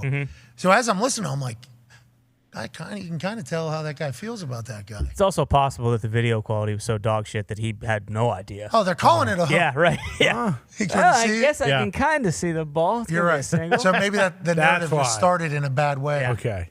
That's like when Corey Graves talks about me when I come out. Jeez Louise, I think I've always been nice to that guy. What's his deal? Yeah, what's it like when you and him run into each other backstage? We don't. You guys, you don't, right? They keep you guys separated, don't they? Well, I've been separated from the entire company every single time I've gone back over the last 6-7 months or whatever. But geez, I'm listening to some of the things. I'm like, wow, are you all right? I feel like I've been. Yeah. I think it'd be very reasonable if you did see him to smack the taste out of his mouth, just based on what he says over the airwaves. Just loud too. It's like, man, you are actually mad right now, dude. That's crazy. That's interesting. That's a wild. Because then you start wondering why he would be mad, and it's like, oh, this dude's like one of the most confused people of all time. Mm-hmm. Yeah, but whenever you hear him talk, it's like, yeah, this guy actually doesn't like me as I'm listening to it. That's kind of how I was listening to Brady. I'm like, Brady, it seems like this guy not a believer in there. And then he gets to the final inning when he hits for the cycle, and the guy goes, hey, he's done it. I'm like, you want him over? Yep. You got him, Brady, by the end of the game. No, the kid was smart. The kid was smart. He saw his opportunity. He knew, hey, this is going to get played. This is going to get some national play. I need to have one of those iconic calls. But the kid had a little bit of the boom goes the dynamite feel to it, as the old classic internet clip from 15 years ago. He's working. Hey, the kid's working. He's trying to do his best. Speaking of working, Odell Beckham Jr. and Lamar Jackson probably going to be a thing, it feels like, at this point. Is that how you're reading the situation, AJ Hawk? I would imagine. I mean, I'm sure you guys have gone over it, but why would OBJ go there? If not, obviously they gave him a great deal, but if he's not confident Lamar is there, would he have signed?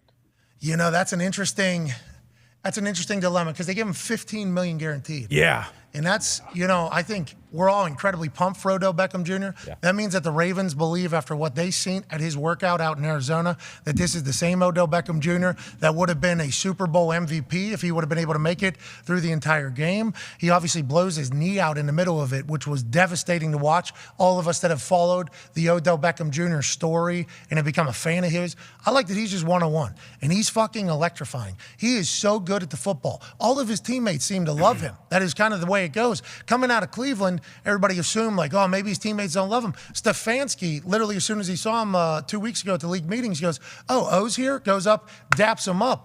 Obviously, him and Landry get along very well. Everybody else has spoke glowingly of him. For whatever reason, it just didn't work in Cleveland. He goes to Los Angeles. Everybody loves him. Sean McVay's feeding him the ball every single week. Cooper Kupp and him were obviously a tag team that were fantastic, but he scored a touchdown every single fucking game in what Stafford and McVay were able to do with him. Will they be able to do that in Baltimore? They obviously understand that he can be a weapon still. He's their number one. How do you feel about it? I think he signs knowing that Lamar's going, but also $15 million being a number one again with a chance to prove it yet again that he is still Odell Beckham Jr.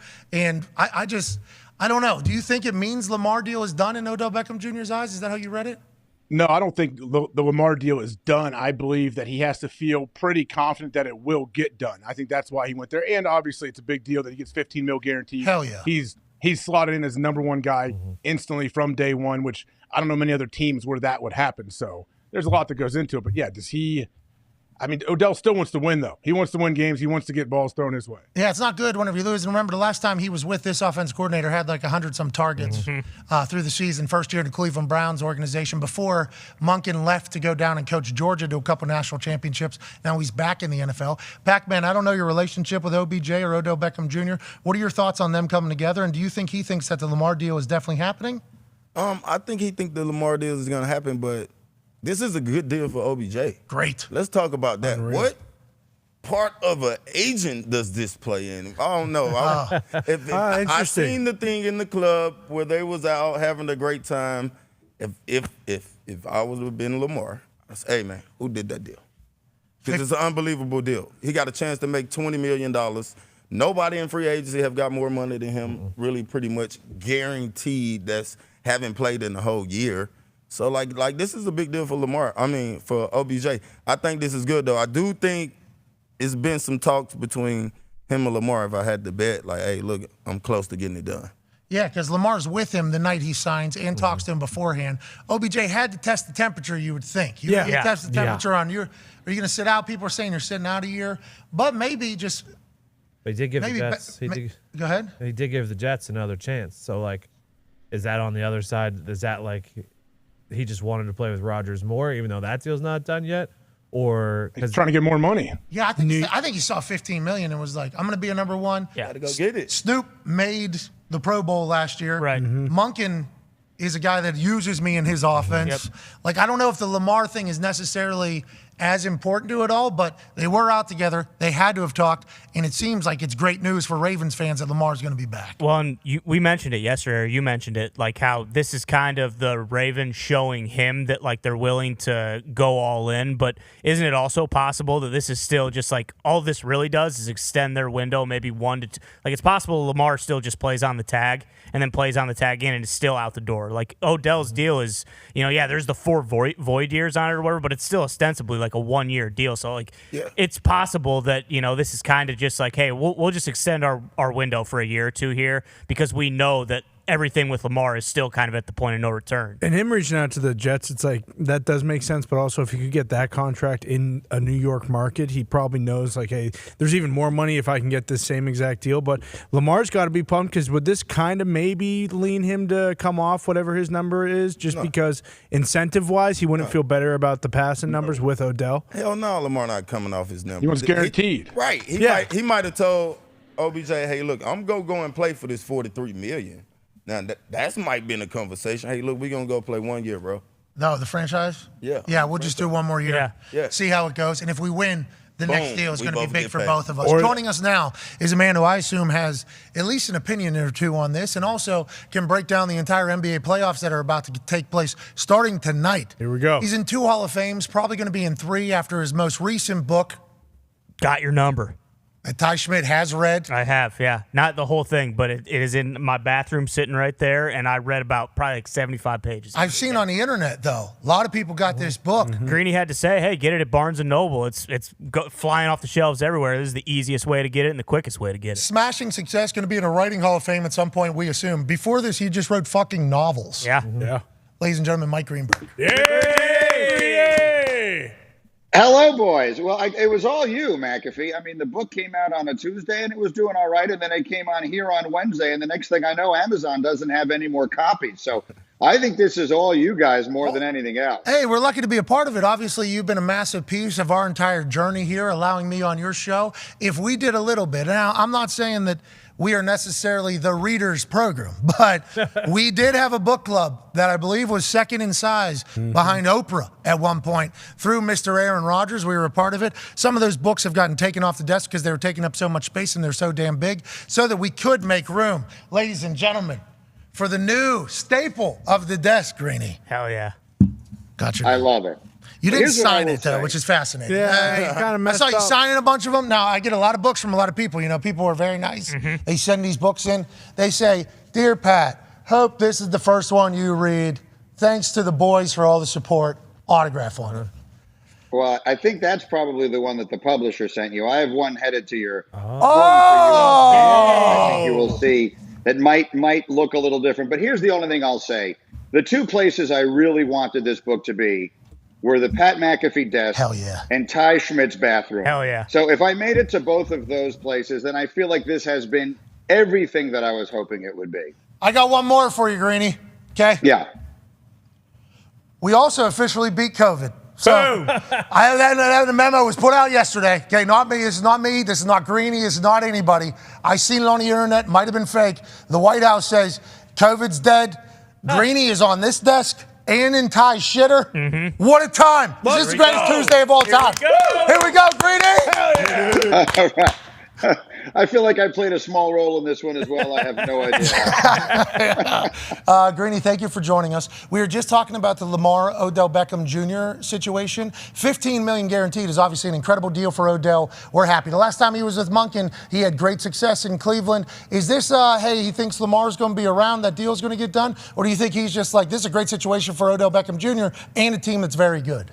I don't understand it. That's why I was actually enjoying while I was on hold listening to you guys and Pac-Man breaking this down because, look, let's just – I'm not the smartest guy in the world. Well, I just pretty close. Well, Up there. I can read the things that people write.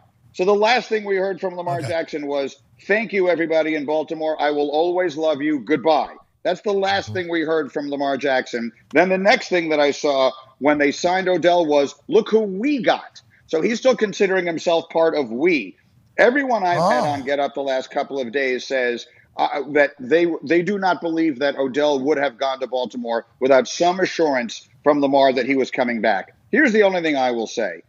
I cannot believe that the entire National Football League is going to let Lamar Jackson be available and never make any move at it. We have one big benchmark to come. It's 2 weeks from Thursday, and someone is not going to get the quarterback they want. Like Mel Kiper is now projecting Tennessee to go trade up and get and get Anthony Richardson. You're going to trade up and get Anthony Richardson, who, if everything goes perfectly, in 2 years will be 3/4 as good as Lamar Jackson has been.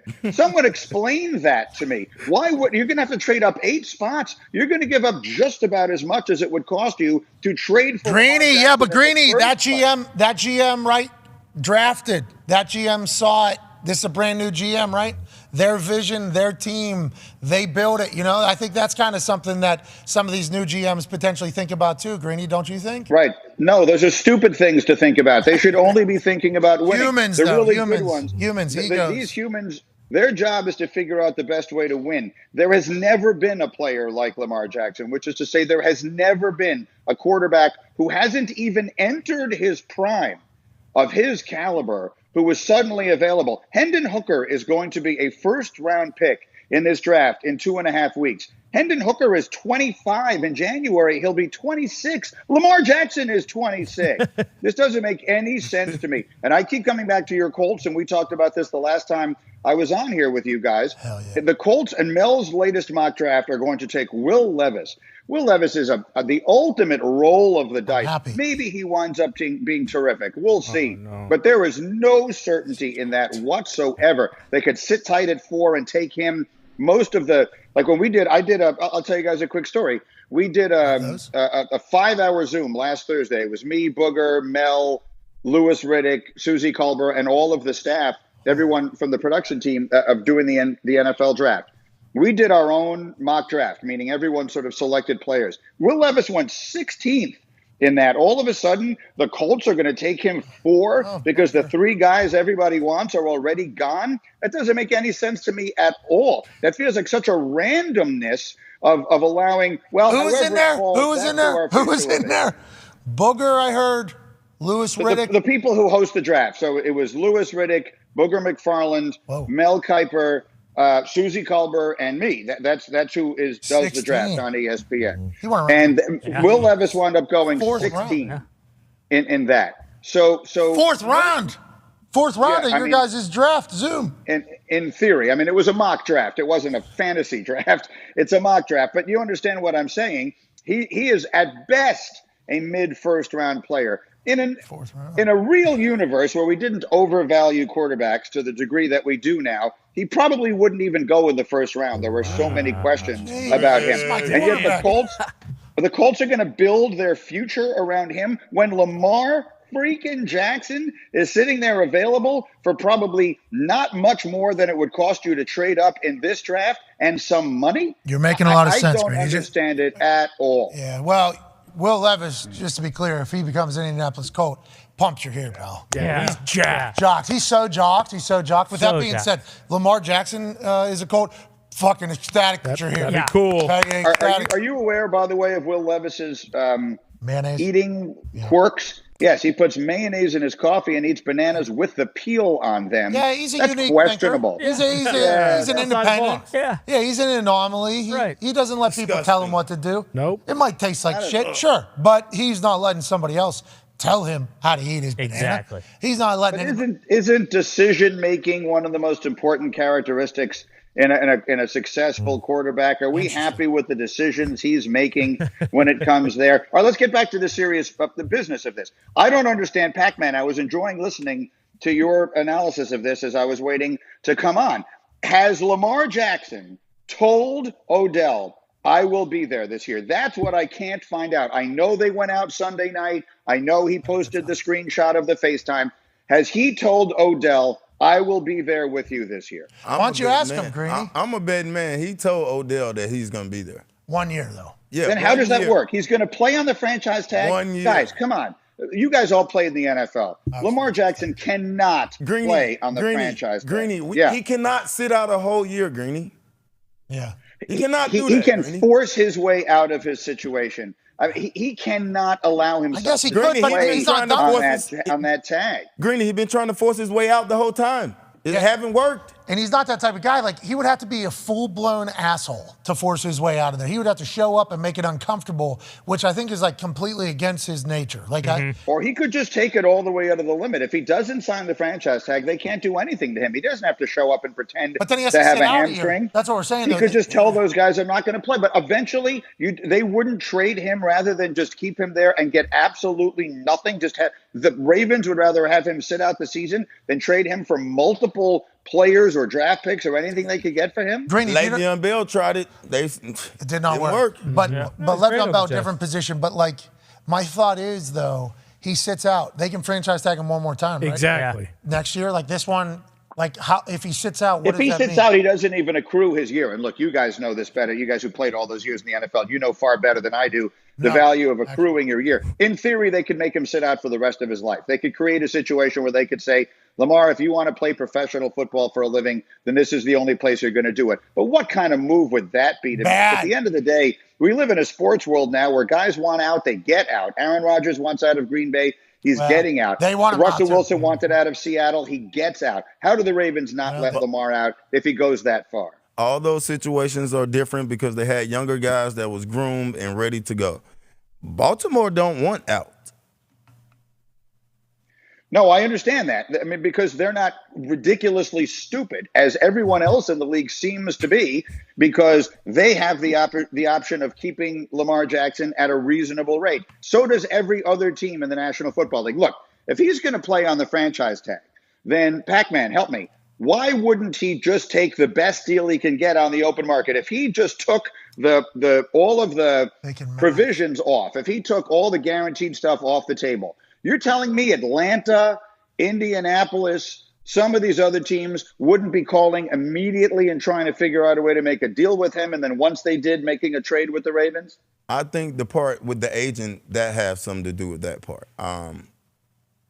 That's what I answer. Yeah, it's like it's a very fascinating situation because like Lamar representing himself. Not that something great might still come from all this. Yeah. We have no idea, and deadlines obviously create action and things will happen and all that type of stuff. But he is kind of fucked. Oh yeah. If Baltimore wants it to be that way.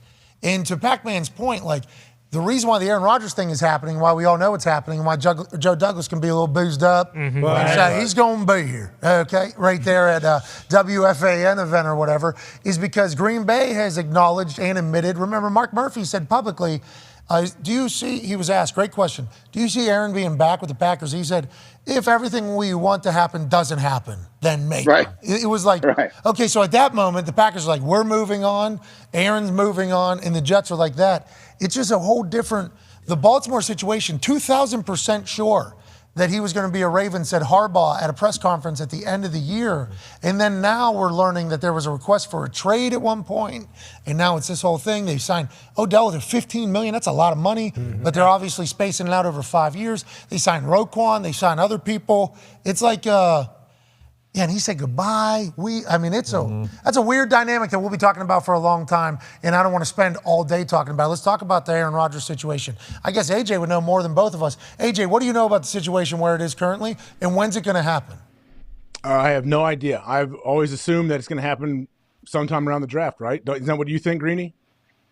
Yes. Here's and AJ, obviously, I would defer to anything you know, but I can tell you what I've heard. I've heard that Aaron has sent signals to the Jets that there's no reason for them to rush, that he's not coming until May anyway. So they're not missing out on anything right now. So they should hold out as long as it takes, and that ultimately they won't wind up having to trade the 13th pick in the draft, which is what I think this ultimately comes down to. Again, if I'm saying something, AJ, that you think is totally wrong, let me know. AJ? But I think that this is all about the Jets wanting to draft an offensive tackle at 13 and Aaron Rodgers wanting them to draft an offensive tackle at 13, which I would want too if I was Aaron Rodgers. and they will just hold out until the draft, and they think the Packers will eventually say, okay, we'll take slightly less than we want because we want pieces to put around or in front of Jordan Love this year, not wait until next year. Another interesting question that will come up, if I may, is I got a bunch of Jet fans telling me that they think that rather than taking an offensive lineman at that point, that the Jets should draft Jackson Smith-Njigba, the spectacular wide receiver coming out of Ohio State, who basically had a washout of a year this past year because he was hurt all year, but that if you put him and Garrett Wilson on the field with Aaron Rodgers and Allen Lazard, that you might actually have the best receiving core in the entire National Football League by halfway through the season. And Breece Hall. Breece Hall, too. I mean, let's not... Breece Hall in the backfield, obviously. Michael Carter. They would have unbelievable weapons. They have Uzama and Tyler Conklin. Wow. But as far as the receiving core, if we think that the Jamar Chase and T. Higgins is the best 1-2 punch at receiver in the NFL, that this could be recreating that putting Garrett Wilson and Jackson Smith-Njigba out there with Allen Lazard, that would be the way to go. I'm still one who thinks they should take an offensive lineman, but that is kind of an attractive little proposition to me. Jackson won't be there, AJ. What are your thoughts on that? 13. I think he'll be there at 13. Think Green? Yeah, I don't know exactly. I haven't checked enough mocks. I don't know yet. Maybe Jackson Smith-Njigba will be there. He's a stud. I mean, I guess how many? I don't know. There's so much talent on that offense already. Yeah, it would be a huge boost. Is that what Aaron's saying? Is that what Aaron's saying to you? What you said, Greeny, about the whole thing. Greeny, you saying you're hearing Aaron saying, hey, don't rush because he's not coming until May. That's the first I'm hearing of that, but I don't know. If you look at his history, when did he go to the offseason? How many, when's the last time he showed up in April for the offseason program? His history. So he's saying, it's already out there. I think it's been a while. That's what he's saying. So I think the Jets don't feel in any rush. Even I'm not worried about this. I will tell you, I don't know exactly how it is I'm perceived, but I have people walking up to me. This is the power of the Pat McAfee Show. Yeah. I have people walking up to me in the street and saying that they are conflicted because they want the Jets to get Aaron Rodgers so badly. But they also want to hear me curse on this show so badly. Yeah. It's like the idea of their father, saying a swear word or something. The first time you hear your father curse, it's always kind of a shocking moment, right? You're 9 years old and your father does something and he's like, and he says something you don't expect to hear from him. I think people want to hear that. So that is people are walking up to me in the street and pointing out that this is what they want. Everyone is aware of what I have riding on this Aaron Rodgers. What do you say? What do you say? Do you go, fuck yeah? Is that what you say? No, hell no. I'm not. There's no way. It's not happening. Aaron is coming. Aaron is coming. Well, so and then we'll do it the day we win the AFC Championship. There it is. Hey, that got a lot of... The Monday after the AFC Championship. Hey, did you know that was going to get as much traction as it did on the internet? I knew it was a big deal, because obviously you've been on people's TVs for so long. You're in 2 Hall of Fames. That's how long you've been on. You've had 2 Hall of Fames careers already in front of all of us. So I knew that it was certainly something, and it would be so cool to hear you just drop one big, whoa, fuck! That would be awesome. Or an excited, that Bob Knight video of how fuck is the greatest word in the English language because how many different ways you can use it. You can be in dismay. Oh, fuck. You can be pissed off. Fuck you. You can be happy. Fuck yeah. You can do, I'm excited for whatever fuck you say. I want to whatever you fucking say, I want to be. I didn't know it was going to go as big as it did. It got huge. I mean, I think I had 300,000 views on Twitter within 24 hours. And everybody's like, yes, yes, yes, yes, need it. What was life like for you as you were realizing how interested people were into hearing you say a 4-letter word? Walking up and cursing at me in the street. I mean, it's pretty much that's what you do to me. I'm trying to have a life here. I'm walking down the street. My wife is greeting every dog that we walk past. We got to stop and talk to I have one of those wives, which is I have to plot an extra 15 minutes anywhere I'm going in the city if I'm walking there because we're going to stop everyone and talk to their dog. That's not optional. That's just what's going to happen. And then someone will look over and they'll realize it's me and they'll be like, hey, that's the guy who's going to curse on the Pat McAfee Show. And so people are looking forward to it, and I'm hearing that word a lot. Okay, well, let's get it done. The good one. That's right. Not the bad one. Ty has some questions for you, Greeny. Yeah, Greeny, switching gears a little bit here. NBA playoffs start tonight, obviously. Please make sense of the whole Rudy Gobert Timberwolves situation. That makes absolutely no sense that they'd give up as much as they gave up to get him, and then you suspend him for fucking shoving a guy in the chest. And also, who do you kind of like as a dark horse this year in the playoffs? Well, I like the Lakers, but I mean, if unless you count, unless you count like Golden State and Phoenix as dark horses, who look, the top 3 teams in the Western Conference are Denver, Memphis, and Sacramento, and candidly, I like them the least of all the teams that are going to wind up in the playoffs outside of the 8 seed. Whoever winds up 8, whether it's Minnesota or I guess in theory it could be the Lakers, but I expect the Lakers to win tonight easily. So Minnesota, New Orleans, I think they win easily. The last number I saw was 8.5. Yep. That's the last that I saw was 8. Yeah, I see it now on your screen too. 8.5. That game opened at 5.5. And the public has bet it up like crazy. The Gobert thing obviously jumped in the middle of that. I'd be curious to know what the athletes think. Look, I shouldn't be hijacking your show and asking you guys questions. But like AJ, you played. Like the Jets one time had a player named Ike Anampali who broke their quarterback's jaw in a fight in the locker room. They got into a fight in the locker room. He punched Geno Smith in the face and broke his jaw. Obviously, no one's jaw got broken in this or whatever. But do you think that it is going overboard when a player, does? We all saw what Gobert did. I don't need to explain it. Is that going too far? To suspend him for a game upon which your season basically rides, is that too much? No, I think when we saw what they gave up to get Rudy Gobert and all that they're paying him, I was shocked at the fact that they're going to suspend that guy in the game that means the most in the whole season. Like this is where it all matters, and you're going to sit him down. But also it makes me think, I'm not sure what kind of relationship this guy has with not only his teammates, but the coaches and the front office too. Because we mentioned yesterday, like if it was somebody that they'd really want in, they'd be throwing their jersey on the desk like they did Rudy. Yeah, they were looking for a reason almost to suspend him, it seems like. They gave him a reason, like, oh, now we're allowed to say, Rudy, get the hell out of here almost. Now, he was playing through an injury, and what was Woj's report? Although they will acknowledge that Anderson called him a bitch numerous times, even though he was playing through an injury. That was Woj's tweet. Hey, listen, that's your teammate, okay? That is, if that would be a tweet. I want to hear Woj read that one live on the air, don't you? Am I the only one who wants to hear Woj just read that? I'm going to try and get him to read that tomorrow night on NBA Countdown. I think that would be pretty funny. So I guess what you're saying is that he may be a Gobert, but he's no Rudy as far as the way his teammates feel about him and his in the movie or real life, I mean, that is a whole nother stage of conversation there about the movie. But that was why we were so alarmed, to AJ's point. Like, be who you can afford to be is the motto of professional sports. You see people get away with shit that are really good at things, and then you see people that aren't, like, don't get away with anything. Like, I got suspended for a game for public intoxication during a bye week. You think if anybody who actually mattered to the team's success got a public intoxication during a bye week, they were going to get suspended? Absolutely not. This was this guy, we can certainly do without him. Can't have this fucking happen, and everybody else needs to see it. He's suspended. Be who you can afford to be. Rudy Gobert, after we saw everything that they gave up for him and how much money he's getting paid, you'd assume he could smack anybody. Yeah. You just because of who and what they invested in him. That was not the case at all. They had security escort him out of the building, they said the first night, because at halftime they're getting back into it again. It's like, that's not a guy that's like beloved by everybody, I don't think, but maybe I'm reading humans completely wrong. Well, then there was that stat that came out either today or last night after it happened that like the T-Wolves record is much better when Gobert doesn't play than it is when he plays. Mm-hmm. Yeah, they're under 500. He's not playing to the Gobert that we know this year. I don't know Gobert. The only way I know him is whenever he did the COVID magic fingers. That's how I met him, Greeny. I met him through this one. Oui, COVID, ça va, COVID. That's all. That's what I heard. And then, he got. And then the next day, the world stopped. But I think the Lakers win tonight easily.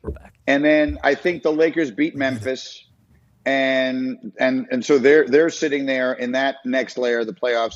Phoenix and the Clippers is a really good series. I like Phoenix. I think Denver gets out of whoever they wind up playing in the first round. And I think Golden State beats Sacramento. So if that holds, then how about this second round matchup? The Warriors against the Lakers. Steph against LeBron. Yeah. That sounds awfully good to me in the second round with Kevin Durant possibly win. And I think Durant will win. I like Phoenix on the other side. So I think we're going to get either Golden State or the Lakers against Phoenix in the Western Conference Final. That's pretty good. Okay, so whenever I hear you talk about LeBron and Steph there, I hear genuine excitement there. Mm-hmm. Did you hear that? Oh, yeah. I mean, he was incredibly pumped. And I just see you in your A block there. Oh my God. Braun and Steph. That it's time to get up. That monologue, cutting a promo about Steph and LeBron, putting on a show the night before, and we still have 3 more games at least to go. Oh, you heard it, huh? Is that why you were thinking about that? They met each other in the finals 4 straight years. They are the 2 preeminent players of their generation. They are the 2 immortals of this era. Does LeBron have one more left in him to carry this Lakers team alongside Anthony Davis all the way back to an NBA final? Or does Steph go for number 5, which could actually make people change the entire narrative? Does this era become Steph's era? Can Steph Curry still make this the Steph Curry era rather than the LeBron James era? Basically, basketball is always about the preeminent player. It was Michael Jordan's league, then it was Kobe Bryant's league. It has felt as though it's been LeBron's league at this point for 20 years. Steph has been there for most of that time. Could Steph, who already has one more title than LeBron does, actually make this something we have to look back on as the Steph Curry era of the NBA rather than the LeBron James era of the NBA? That's what would be at stake as the Lakers and Warriors meet in Game 2. Much more in a moment. You're watching Get Up on ESPN. That's right. Hell yeah. Hell yeah. I was about to say it's time to get up. And you're on ESPN. If you didn't finish it off there, we just heard the whole fucking open. Hey, what an incredible promo you just got. 2 Hall of Fames that guy's in. Connor has a question for you, Greeny. That was remarkable. Right into it. Did you hear that? Pro's pro. Boom. Right into it. How's it going? Keep it moving. 2 Hall of Fames. And I got more on the way, especially in a second round game. Couldn't even imagine what happens next. Kevin Durant's going to get involved. Wait until you hear about this. They're 8-0. Since he's gone to the Phoenix Suns, he's been in the lineup. Kyrie obviously goes to Dallas. They're not good. Can't wait to see what you piece together to put over Kevin Durant with the Phoenix Suns whenever they're going on a run, which seems inevitable. And that Booker dude, we got to see him play live. Greeny. Smooth. He moves in slow motion. So good. He's so good. And then the bucket is bigger when he shoots it. They were right there last year, I think. It's going to be a good time. I guess the NBA playoffs are a good time to be Mike Greenberg. Connor has a question for you, pal. Yeah, Greeny, look, I do have a question, and I'm not a LeBron guy here, and, I'm just reminding myself that you're a Jets fan, but you said that Steph had one more than LeBron, and they both have 4. You got to remember that bubble championship. Well, that's it. Oh, that's right. LeBron, okay, I apologize. You're right. They have the same number. The good news is that we tape those. So I could do it again. Someone would, as you just did. 3, 2, and I'll just do it again. 1, and we're back. We'll redo the open in 3, 2, 1. Yeah. All right, Pat. just in case you need to reuse it. I didn't want you to have to do that, 2 or 3 times. But you said you guys did that whole entire mock NFL draft. Did you guys have like a unanimous number 1? Because it's been going back and forth from Bryce to CJ. Now it feels like it's going back to Bryce. And I assume we'll probably have one more back to CJ before the draft in 2 weeks. When we did it last Thursday, Stroud went first and Young went second. And here's what I can tell you for sure. I don't know which way it's going to go. My sense is that it's going to be Bryce Young who goes first. But when you look, here's what I'm hearing more than anything else, and I'd be curious to see if the football players agree, that whoever goes first is in the dream situation. When you look at, because more young quarterbacks in the NFL are ruined than developed. How good Bryce Young or CJ Stroud or Will Levis or Anthony Richardson wind up being is going to be determined at least as much, if not more, by circumstances beyond their control than by themselves. It's going to be about the coaching staffs they put together and what they've put together in Carolina. Does the world know that Jim Caldwell is in Carolina? I don't even know that. Pro Day. Found out at Pro Day. Yeah. It's like been kept a secret. The offensive coaching there, the Frank Reich situation, they have Josh McCown there to work directly with the quarterback, Jim Caldwell. Whoever shows up there, I believe they have Andy Dalton to be the starter for however long that goes. You don't have to throw a guy out there on the field. Yeah. Whoever winds up in Carolina, I think winds up the big winner in all of this. Obviously, you want to be the number 1 pick. But frankly, if the two were reversed, if Houston was picking 1 and Carolina was picking 2, I think down deep inside, you'd rather be 2 than 1. You want to get to Carolina. But to answer your question directly, in the mock that we did last week, CJ Stroud went 1, Now, Mel has flipped it to Young 1. As of today, if I had to bet on it, I would bet that when it happens that Bryce Young will be the first pick. Mel, what happened? Why do you think it got flopped over in the last week or so? Well, you just look at, his intangibles, not exactly the same as, a guy like C.J. Stroud. Obviously played under Nick Saban. He's got the great relationship with Tepper and his wife. Went out to dinner with him many times. Carolina is not that far from Tuscaloosa, so it makes a lot of sense. C.J. Stroud, Midwestern kid by way of California. Just don't know if he's going to really like playing on the East Coast as much, so that's why I went with C.J. Stroud. Okay, but it was a 1 week change, though. What happened? Did this all happen in the last week? Well, as you know, the NFL's fucking crazy. Things change. Rumor has it C.J. Stroud, him and Mulligata maybe kind of, pulling strings a little bit, pissing a lot of people off, maybe demanding the kind of things that the other guy, who I won't mention his name, up in Cleveland, maybe he was demanding some things too. I heard about that in Houston maybe being a thing. Well, exactly.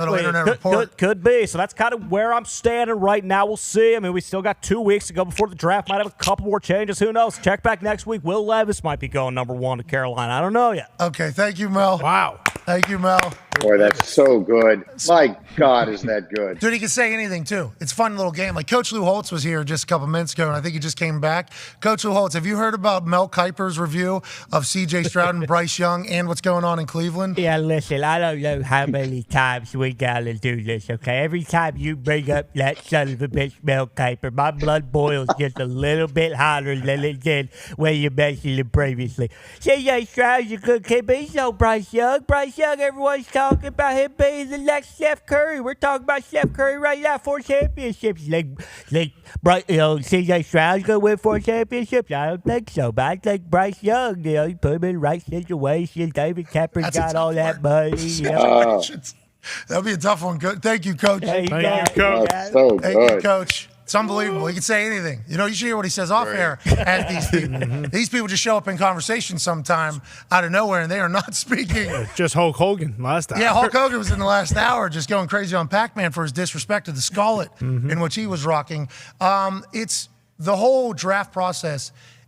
To add on to your point about Carolina being the top destination for one of these guys, which I assume Panthers fans could have never guessed they were going to be in that position that long ago. No. Remember, Tepper's been just like, who can win? I want to win now. Who can win? I want to win now. Now it's like, hey, this seems to be a good spot to go to and be the quarterback of.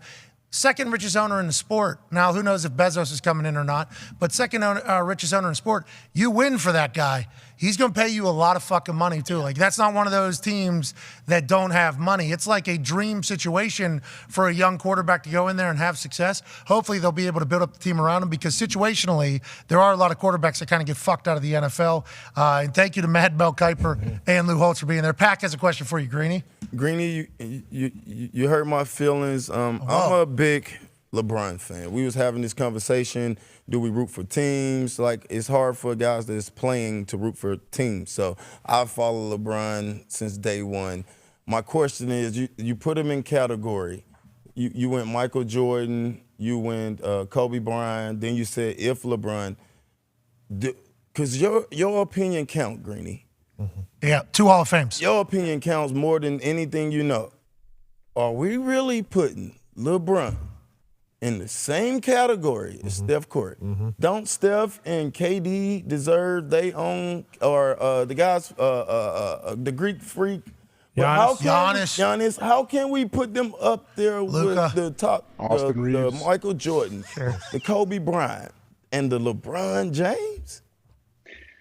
I think it's a legitimate question. No, you're right. I think what I tried to say was that this has been perceived to be the LeBron James era of basketball, basically from the moment that Kobe handed him that Finals torch. for like 16 years or something. He made, I think it was 9 years in a row. Magic Johnson, I remember one night I was watching, and he introduced LeBron James in an interview when I think Magic was working for, it might have even been on ABC, I don't remember, and he said, LeBron, you're the best player in the world. Like that's the mantle that we're talking about here. And it has been assumed by everyone that this is LeBron's era. There are some people who will tell you they think LeBron is historically a greater player than Michael Jordan. What I'm asking is, if Steph Curry wins another championship, if he's got multiple regular season MVPs, if he winds up having multiple finals MVPs, if he winds up breaking all the records that he has, if he winds up doing it all for one franchise and wins 5 championships and basically revolutionizes the sport as we know it, I think you have. Then does he stake a claim to actually having ownership of the era? He's in I the think combo, most right? people would Yeah. say no. I think it has to. Pac-Man, you're telling me you don't think it's a legitimate conversation? I think Durant is a step down. Giannis, it's too soon. We got to wait and see what Giannis becomes. But Steph, I think, is an immortal on that level. And I think if he wins another one with the same group, I mean, there's something to be said for that. You know, there's something to be said for doing it as part of a dynasty. LeBron goes from place to place, and I'm not knocking him at all. LeBron 100% deserves to be considered amongst the greatest players of all time. He's on my Mount Rushmore of basketball history, 4 guys. But Steph would be, if you wanted to make an argument for Steph, if he wins another one with this team, you could make a pretty compelling argument if you wanted to. I think so, especially as you lay it all out right there. Yep. And who knows how long Steph's going to be able to go for. Remember, he's cracking all-time records, and he's still got no end in sight, it appears, for Steph Curry. He's fun to watch. He has changed the game, too, giving a lot more people hope. But LeBron, I mean, to your point, I am also a LeBron fan. He said he went to 9 straight finals or whatever, but then he took a year off, and then he was back the next year. I mean, he is in the prime time of basketball, which is right now, the playoffs. 20 years. LeBron has been there since he got into the league pretty much as a high schooler. And in high school, everybody's saying this guy was supposed to do exactly what he's done. His mental toughness and ability to kind of stick with it is something that should not ever be questioned. They're playing 2 different styles of basketball, don't you think, Michael and LeBron, Granny? I mean, 2 different. Yeah, of course. 2 different sports. 2 different sports, almost. You're talking about Michael and LeBron or Steph and LeBron? Mike and Play 2 LeBron. different Well, sports. there's a whole nother one. And Steph brings in a whole nother era of basketball, I think, as a sport. I was watching that Last Dance segment. I didn't grow up in an NBA town. I'm from Pittsburgh, hockey town. Good luck, Boston. We'll see you in the playoffs. Maybe, just Penguins win. are about to make their way in there. Didn't grow up in an NBA town, so I didn't watch a lot of NBA other than the Lakers late night because the Late Show was awesome growing up with Shaq and Kobe and everybody over there. So I didn't really pay attention to basketball as much. I watched that Last Dance. I saw people dribbling up to their nipples, Greeny. I saw people dribbling like this. I saw, you know what I mean? I saw some skill level that was vastly different than what the skill level is now. I understand it was much more physical back then. So you can ask the question, like, could LeBron survive back then? He's 6'8", 260 if he wanted to be. I think he could have. He's an Ohio fuck too, so I assume he would be tough enough to kind of figure it out if he had to. Jordan, I think he could have figured out this basketball very easily. Like Jordan would have dominated in this era, especially with his competitive juices. But it's 2 different sports, isn't it? It's 2 different sports. Not only has the game changed, but analytics have changed the game forever. I will say this definitively. I will say this, and I will challenge anyone to debate this with me anytime they want. Let the record show. You grew up in a hockey town. I grew up in this business covering Michael Jordan. I was with him every day for 4 years. I started out working in Chicago locally, and I covered him and those teams. I covered him. I went and followed him to baseball when he went down to play baseball. So I was around Jordan all the time. If Michael Jordan played in today's NBA, he would average 40 points a game. He would average 40 points a game. We got guys averaging 33 now. Michael Jordan never shot threes because no one shot threes back then. Michael Jordan's numbers should be viewed his scoring numbers should almost be viewed in the same context as Jerry West's. Go back and look at his last championship in '98. Someone, while we're sitting here, pull up what the final scores of those games were. The legendary games, the flu games and all that stuff, those games were 88-86. That's how those games are being played. And Jordan averaged 30 in those games. Games today are being played 120 to 115. Michael Jordan, with the addition of threes, with how much less physical the game is and how hard he would play every night when half the league is load managing, Michael Jordan would average 40 points a game if he played in the NBA today. How much fun would that be to watch? Unbelievable. I wish they would have innovated basketball quicker, like at the beginning, like to get basketball to this point. Because the three-point line, what year was that instituted, Greeny? It was in the sport in the late 70s, I think 79 or something. How come it was never viewed as a why was it never viewed as a weapon? It was a wasted shot? It just wasn't considered to be the highest percentage shot, and analytics weren't a part of the conversation that much, and people figured if you had a better chance of making a closer one, you would do it. Michael Jordan, if you look up the total, I don't have it in front of me. I wish I did, but I have done this research. If you look up the total number of threes, the night Michael Jordan shrugged like this, which was game 2 against Portland in 92. I was in the building when it happened, when he made the 6 threes in the first half. Steph Curry does that now all the time. We were losing our minds. Oh, my God, Michael Jordan just took 6 threes and made 6 threes in a half. That's not uncommon in today's game. And if Jordan was playing in today's game, it wouldn't be uncommon for him either. Jordan, for his career, scored more points per game than any other player in NBA history in an era where scoring was at practically an all-time low. If you had, there are points being scored in the NBA right now. I don't have the percentages in front of me. I bet you they're scoring on average 20 points more per game right now than they were during the height of Michael Jordan's career. So 20%, I should say. So if you had 20% to his offensive totals, then you would get the number 40 or something a little higher than that. And that's what I think he would average in the NBA today. In that 98 finals, where he averaged 33 and a half, he took 7 total threes in 6 games. And was 3 of 7 from. And he would have been able to figure out the And how many points 3. were they scoring? What were the final scores? What were their scores in those games? He averaged 33. How many points did the Bulls score? Just what were the numbers of points they scored in those games? 81. 85, 93. 96 there. 86. 96. Nowhere near. 96 would be a ridiculously low-scoring game today. Jordan scored a third of their points. 81 is the low. 96 is the high. Nuts. And he averaged 33 in the series.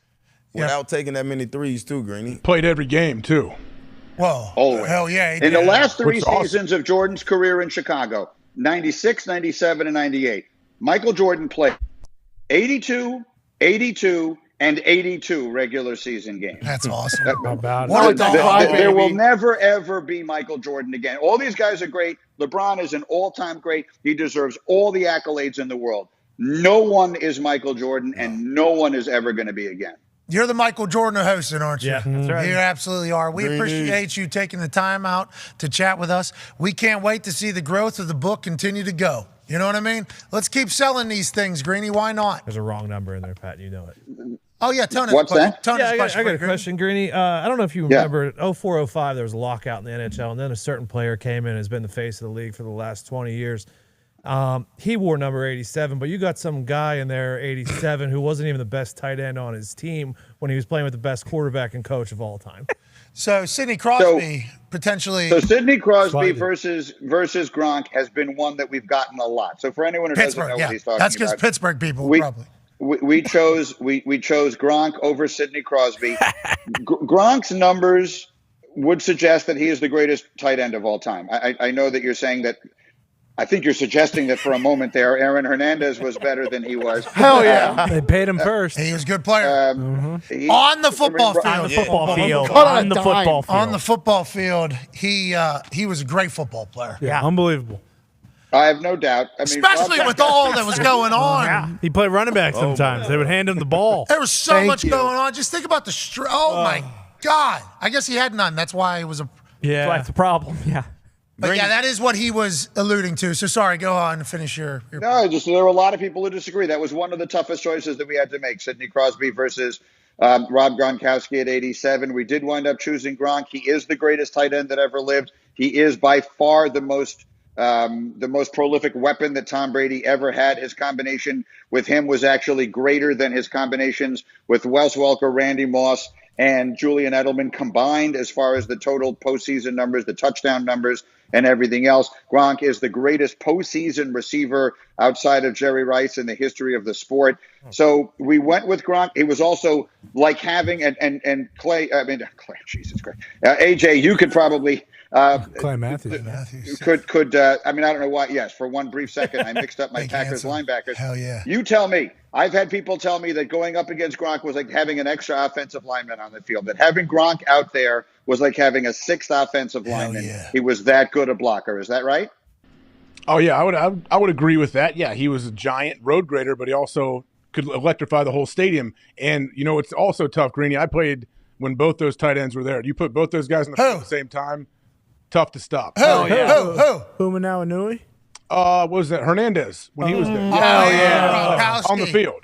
Unstoppable. The thing about Gronk, field. he had like toilet seats for hands. Mm-hmm. His hands were so large. I forget who said that, but it was such an accurate depiction. We agree that he was a great football player, unbelievable football player, and in the biggest moments, he always seemed to show up. And he's still the same old Gronk. Yeah, that's right. You know, so I understand how there could be a little bit. And I guess the people of Pittsburgh know this, and this is a sneaky hembo. Where'd Gronk graduate high school from? Do you remember? He's from upstate New York, right? Isn't he from aren't they from somewhere in upstate New York? Yeah, they're from there. Graduated high school, Pittsburgh, Pennsylvania. So 87 was going to be ours. Regardless, it's all good. I think you made everybody happy. You did a fantastic. Well, you got 66. Yep. The folks in Pittsburgh have 66. Hell yeah. You got Boom. 58. You got 59. You got 75. Boom. You did pretty well with you did pretty well on numbers in this thing, and I'm trying to think off the top of my head if there are any numbers. But Pittsburgh, the Steel City, well represented. 18, I assume, here out of Indianapolis. That was easy. So 18 is one that has gotten a lot, and I do mean a lot of controversy. What? Because there's only one 18 18. is What the do we one. even? I know 18. 21. He's a Go ahead sheriff. and read it. Sure. 9 here. 12. Geez, Andrew. Tom. Okay. You give thoughts to Ray Let the record Nitschke show. for 66? No, Lemieux. Sorry, say it again. Lemieux. No, Did you give any Nitschke, no, thought? 66 is Mario Lemieux. Oh, yeah, I knew that. I was just wondering if Nitschke was in the running for it. Oh, great. Oh, yeah, sure. He was one of the Granny, people that we talked about. Granny, And I didn't we- know this yes. bullshit was in here whenever we were telling people to buy this. 18 chapter. Let me start it off for you. Okay, so now you're going to get mad at me. That's what Greeny says to start this thing. And I get it. Peyton Manning is one of my favorite players, too, and one of the greatest quarterbacks that ever lived. But Jack Nicklaus is the greatest and most accomplished human being to ever play the great game of golf. And with his 18 major championships, 18 is the number with which he will forever be associated. Wow. Wow, what a heel turn at fucking 18. That's early. Sorry, From Sharon. 0 to 100, that's early. 21. Here's what I will say. When all of us are long gone, and I mean, and I hope that we all live very long, healthy lives. Thanks, Green. The record for most major championships won by a golfer will still be 18. That is a record that was going to outlive all of us. It's going to outlive every player who is currently playing golf. It is one of those records that I think will never be broken. Jack Nicklaus is, I think, indisputably the greatest golfer that ever lived. And that, to me, is worthy. That is the number with which he is associated. Tiger himself talked about it all the time. When they asked Tiger, do you think you're the greatest of all time? He said 18. 18 is the number. That's what he was chasing. Now, had Tiger's body not betrayed him, had Tiger's body not broken down as it did with all the surgeries and everything else in the late 2000s, I believe Tiger would have broken that record. Probably easily when you consider the fact that he's already at 15. He really only had half a career, but it didn't happen. He's good. And longevity is one of the ways that these things get decided.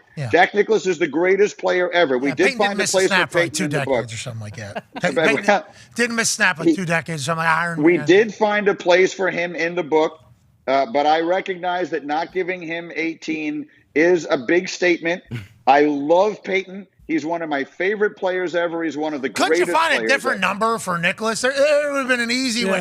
This man won the U.S. Open 6 times. You could have just made up a different number. I mean, He won the Masters 6 18? times. They did. Golden They Bear. gave LeBron the year he was born, not 23.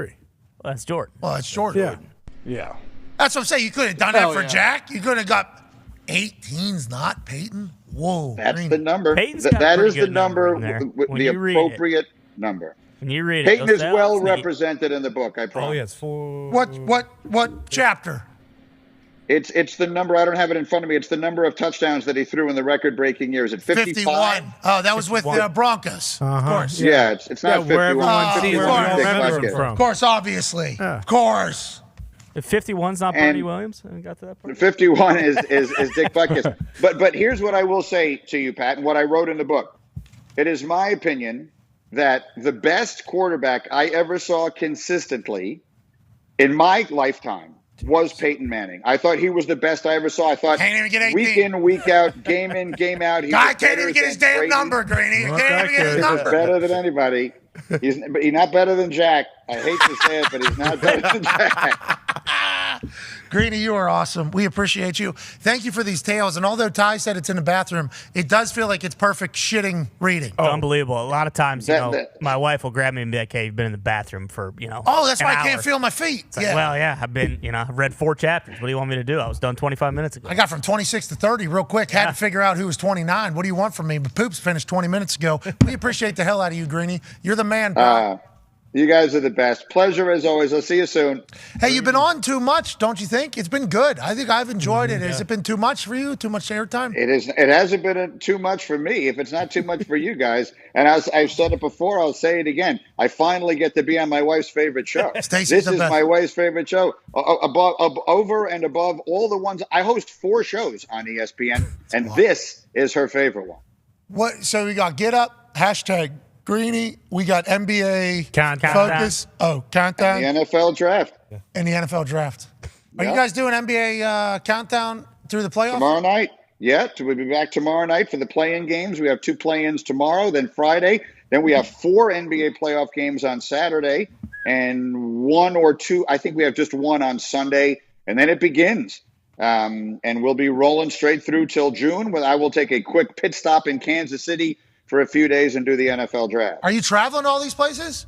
Yes, I am. That's why we had the procedure, as I think I explained to you guys. Oh, and by the way, again, our audience is, I think a lot of people who know this show, probably know me, but there are certainly many who do not, because you guys appeal to it, such a different, Greeny, younger everybody group of fucking people. knows you, Greeny, okay? No, not everybody. So what I wanted to say is, after I talked on this show last time I was on about exactly what happened with my heart and all that stuff, I mean, I got such nice notes from people telling me how happy they were and everything. I just want to say thank you to everybody. It made me feel so good, and so thanks. And as I said when we had that conversation last time, we did it. We were able to have the procedure when we wanted. It wasn't an emergency, so we timed it so that I would be recovered in time to go on the road with the playoffs and with the draft. And this is that time. I will be in LA this weekend. Okay, well, travel safely, and know that the reason why you're getting so many notes is because we're all very appreciative of what you contributed to the sports world over your lifetime and continue to do so. When you're not on Get Up, our life sucks. Yeah. So we appreciate you to this day. We can't wait to watch NBA Countdown with you on the road. Travel safe, stay energized. Can't wait to watch you on the draft. We'll be live from here with some shenanigans. You're the man, buddy. We appreciate you, ladies and gentlemen. You're the best. Mike Thank you, Greenberg. guys. All right, Greeny. A lot of people send him nice notes. Yeah, I love that. That's good. That's nice. It's kind of a bummer, too, because there might be some bad notes now that he's not going to be on Get Up very often with all the new stuff. From us. Yeah. I do love sending those messages because, like, when I'm 20 years into this game, 30 years in, when we're 30 years into this game, and we take a week or 2 off when there's nothing going on because we've realized over our 2 decades of service in the sports media that this particular time has nothing fucking cracking. None. And we take a break, and then some young whiz kids just start saying, "Oh, you on a beach? Oh, another vacation? Oh, where are you?" Which is exactly what I do to Stephen A. Right. I do it to Greeny. Yep. I do it to Herbie whenever I see him on there. Well. I can't wait to just fucking send it back to those kids. Go, yep, you'll be here about 30 years from now. Goddamn You'll right I am. understand completely what it is. We miss him, though, AJ. I know you do as well. I know. Greeny's awesome.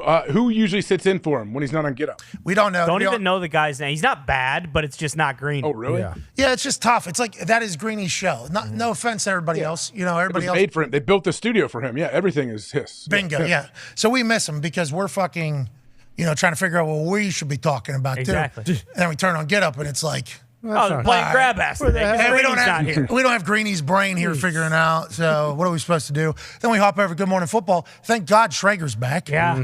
Hey, Schrags, welcome back, baby. Welcome back, Strays. Missed you. Now we got Coco Wolf filling in for Jamie Iredale. Who knows where she's at. It's not McCourty's doing well. Yeah. McCourty's doing well. FanDuel TV's crushing. They're in the Stooge now. Who's that? The basketball show. They're in the Run it Stooge. back. Oh, Run It Back. Yeah. Run It Waking up Back. with beads. Waking Up with Beads, also known as. It's all getting good. Hell yeah. Greeny's about to go on a run. That's a lot of time on the road. Yeah. Hey, those are long trips, too. Yeah. He's in New York going to L.A. at least once or twice a week. At Well, least. because Because Lake Clippers are both going to be out pretty soon. What about Golden State? yeah, they'll Oh, all yeah, still be sure. there. Phoenix, I mean, that's Yeah. out there as well. That's a lot of airtime for old Greeny, AJ. Greeny loves Yeah, do you have to win 2 games to get in the play-in situation? Not the games tonight. So it depends on what you're seeded, right? Yeah. Because if you're seeded in the top one, you win, you're in. If the second seed, the lower seed beats it, got to beat again. Something like that. Games tomorrow. Winner of 7-8 is in. The winner of 9-10 plays the loser of 7-8, and then whoever wins that one is in. Yes. Makes sense. Makes sense. Yeah, winner tonight's the 7th seed. Winner on Friday is the 8th seed. I was watching ESPN, I think SportsCenter last night. They put together a full segment of explaining the tournament and who's doing it all. Sure. And it was voice automated with graphics coming in, super cool. AI? And I don't know if it was AI or not. It might have been Dudesy. Oh, okay. Wasn't as good a delivery as Dudesy, though. Because as they were rolling through it, I thought to myself, this is way too fucking difficult. Why is this how this is? This is not how this should be. Basketball, pretty simple. Tournaments have been around for a long time. Why do they even... But they're trying to get the absolute best teams in there and also their best teams on TV. Yeah, which makes sense. I like it all. That's why they're doing it. So you got to win 2? So it depends on who you are. If you're the lowest seed, though, you have to win twice. Yes. Yeah. Like if you lose in a tournament, you have a chance sometimes to come back in and play in the finals if you win like twice. Yes, in those tournaments where it's like a loser's bracket, that is not the case here. There's only a loser game, I think. Okay. Well, I'll check it out. And this all started because of Zion in the bubble, and that's why we love him. Zion wasn't even able to play. They weren't even able to make it to the bubble. No, Bingo. Seems like a recurring theme. We want to watch Zion play when the moments is the biggest, and most people are watching, and he's just never there. They actually got in trouble. Let's get to a break. Yeah, All right, we don't need to dive into this. The Pelicans are playing a playing game. Is Zion playing? He's not playing. No, he's not. Yeah, that's right. Why? Because he weighs 380 right now. I think that Orlando. He's not in shape. Crumble Cookies made like $700,000. That. Hey man, that crumble cookie is good. So good, dude. I eat too. This guy eats and doesn't gain any weight at all. Yeah, that's bullshit. Eating crumble cookies is fine, but you can't be eating crumble cookies and dunking them in jambalaya at the same time. And then not doing any exercise. Yeah, exactly. Going to bed. That's what it seems like is being said. We don't know if that's true because we've not heard from Zion. But the reports are like, the guy just out of shape. He's always out of shape. It's like, yo, get in shape, bro. You're a fucking professional athlete. But he's already made $190 million. Yeah, exactly. Hey, chill. Yeah, Twerking for you. I was going to say, if I was in his position, I'd be doing the same goddamn thing. So. Let's take a break. On the other side, we got Ted Karras joining us. Indianapolis, Indiana native, plays for the Bengals. Doing a great thing, raising some money. We'll chat with him. Then we got Gary V, AJ. Sweet. What time's Gary on? 245. They're holding. Holding 245. Might move to 250. He's got a lot going on. He does. Come on. Hurt his back, though. He's got a back injury. He's not coming live from a hospital, is he? I don't know. They're holding 245. Seems like there was a chance other things are going on. I think he's still Gary V'ing. He probably fouled somebody and somebody whooped his ass. See, we will ask him about that because I did have to ask that question. Did you see my tweet to him?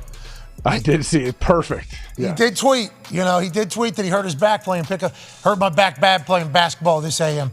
Had a bad left side of back my entire life. Okay, this side already fucked up. Nah, it's the right side. Smiley face, stinks, smiley face. Big love to all those who struggle with bad backs. Bad backs, no fun at all. No. But we do know he's an avid basketball player, so I had to ask this question. I said, was this whenever you were just fouling the shit out of someone? Hashtag from behind. No easy buckets. I didn't say from behind, but we have seen footage. It was. It was. Hashtag no easy buckets. He goes, no. He was actually just a below average player. Into the rack. Taking a shot at that guy. That guy who hurt Gary V this morning learns how Gary V feels. Godspeed, Gary. Did it happen when you were fouling the shit out of somebody? Hashtag no easy buckets. Then he responded.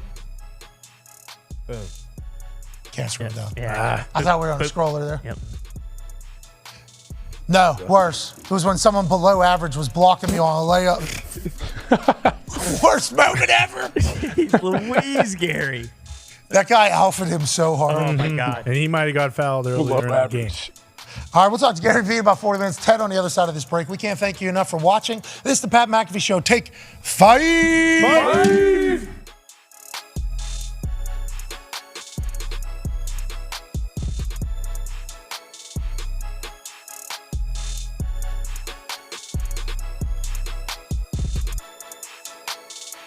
Well, nonetheless, as of February 1st, Pat McAfee is officially a contributor with WWE.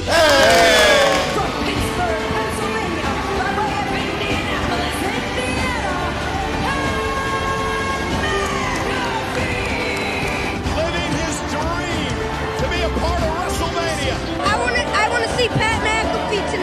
I've been preparing for this my entire life. McAfee wins! McAfee wins! Pat McAfee has done it again! It's time to toast the boys and toast the brand. McAfee's wanted to drink beer with Stone Cold forever. Stunner! There was a point in my life, all I could think about doing was professional wrestling. McAfee closing in on another WrestleMania victory. First, we're going to have to get the okays, obviously. And we did from people high up. They were the only people that knew for a while. There was like 3 people that knew in the whole world that that was going to potentially be a situation for a little bit. City of Stars, Boston Connors here. We will be there tonight. Nobody's supposed to know we're here. It's going to be tough. And if you're a man that's only known for wearing tank tops, you kind of got to cover it up.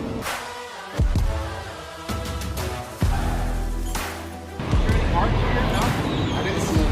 Hey, I'm Pat. Nice to meet you. He's hanging in the back. One second. Here you go. If I put this on my face, I can't see shit. Who's on the be in here? Nobody. This is you until you go out. Come on, dude. Just gotta take a look around. There's some bunk beds there. You know, there's a shitter and a shower here in the back. He sat in that bus 6, 7, 8 hours, 9, 10 hours. I'm gonna turn down that thing. Holy fuck, what a view that's gonna be. Hell yeah. Look at all those fucking people that are gonna be there. Just waiting, you know, for an opportunity to potentially have a WrestleMania moment. It's ridiculous. This is awesome. WWE is just like the best at operating. They take care of the non-obvious. So we're very thankful to be here. And tonight should be fucking sick. Hell yeah. I think there's like 3 people that know I'm here. Are we not supposed to come in here? No, yeah. All right. 4 now. Look at you. I wouldn't say a word. I'll see you at SoFi. You gonna be in LA? I don't know. George is, you know. It's a loaded question. George, we don't know, George. You don't know. Maybe. What's up, stud? Oh, nice. As soon as I saw George showcase that tight end university tank top, I knew there was a chance old George was about to do something special. Are you kidding, boys? Welcome to WrestleMania! You know, the night was getting late. We weren't sure. We didn't know if a moment was going to pop up where maybe my services could be utilized. I haven't been in a ring since SummerSlam. Okay, like not even in one. All I wanted was the Miz to have an opportunity to have a match, just a WrestleMania match. Yeah, good guy. Stand there. And then the Miz mentions, I sent out an open challenge, and we go, oh my God. There it is. And I put out an open challenge, and no one responded. Why? Because I'm the Miz, and I'm awesome! Let's go!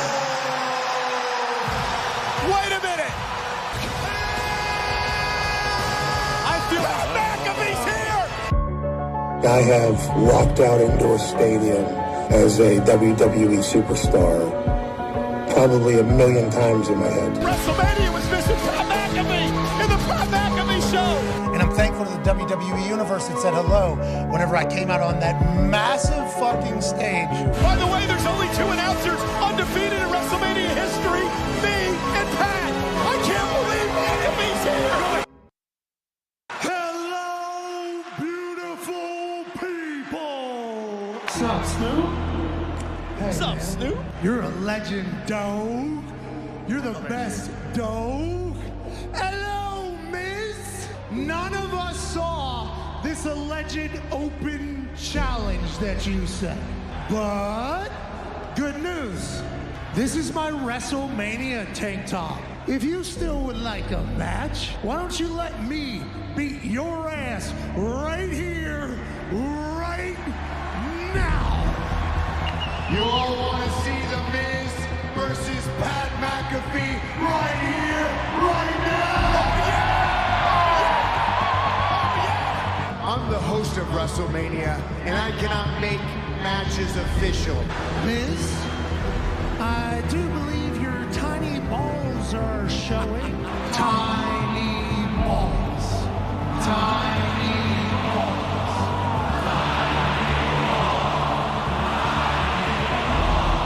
Baby meat as well. There's 80,400 and... No, 97. People here, somebody has to be able to make a match official somewhere. I am the dog father and the host of WrestleMania, so I feel like I could make that match happen. Right now, we got a ref, we got you, let's get cranky. I'm out. Let's go.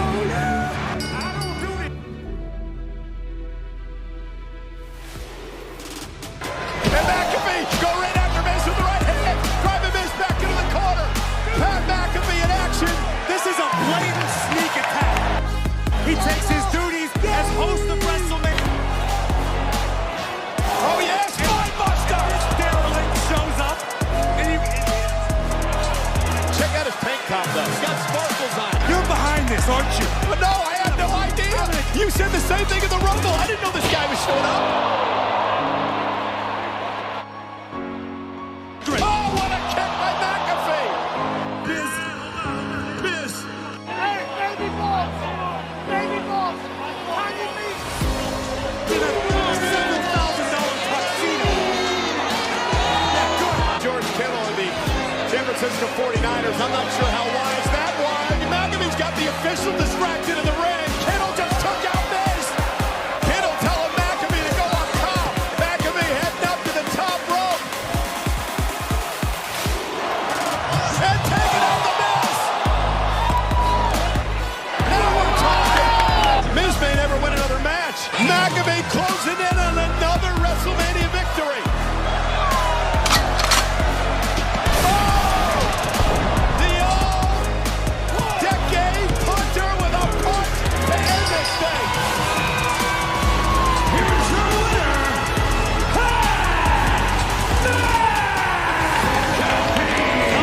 Pat McAfee. A surprise here tonight at WrestleMania Goes Hollywood.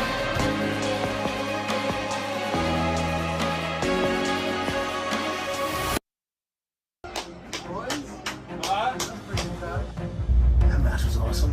I had so much fun there. That was a good time. The punt was fucking hilarious. You got a tiny ball champ going. I had a feeling. We were sitting here all day. Oh, I wanted to text you earlier. I was told not to text you. Well, now, of course. Nobody fucking texts I was me. told not to text you. Dude. You had a hell of a show. I'm so thankful to the people at the WWE. It was a super cool night, super cool moment, and I'm very thankful for it all.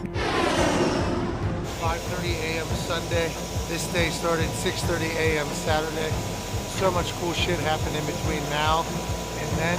Joke of an existence. I'm very thankful for everything. Let's go take a nap.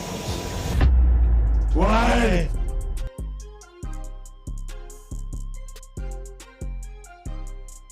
Hey. Why? Let's go.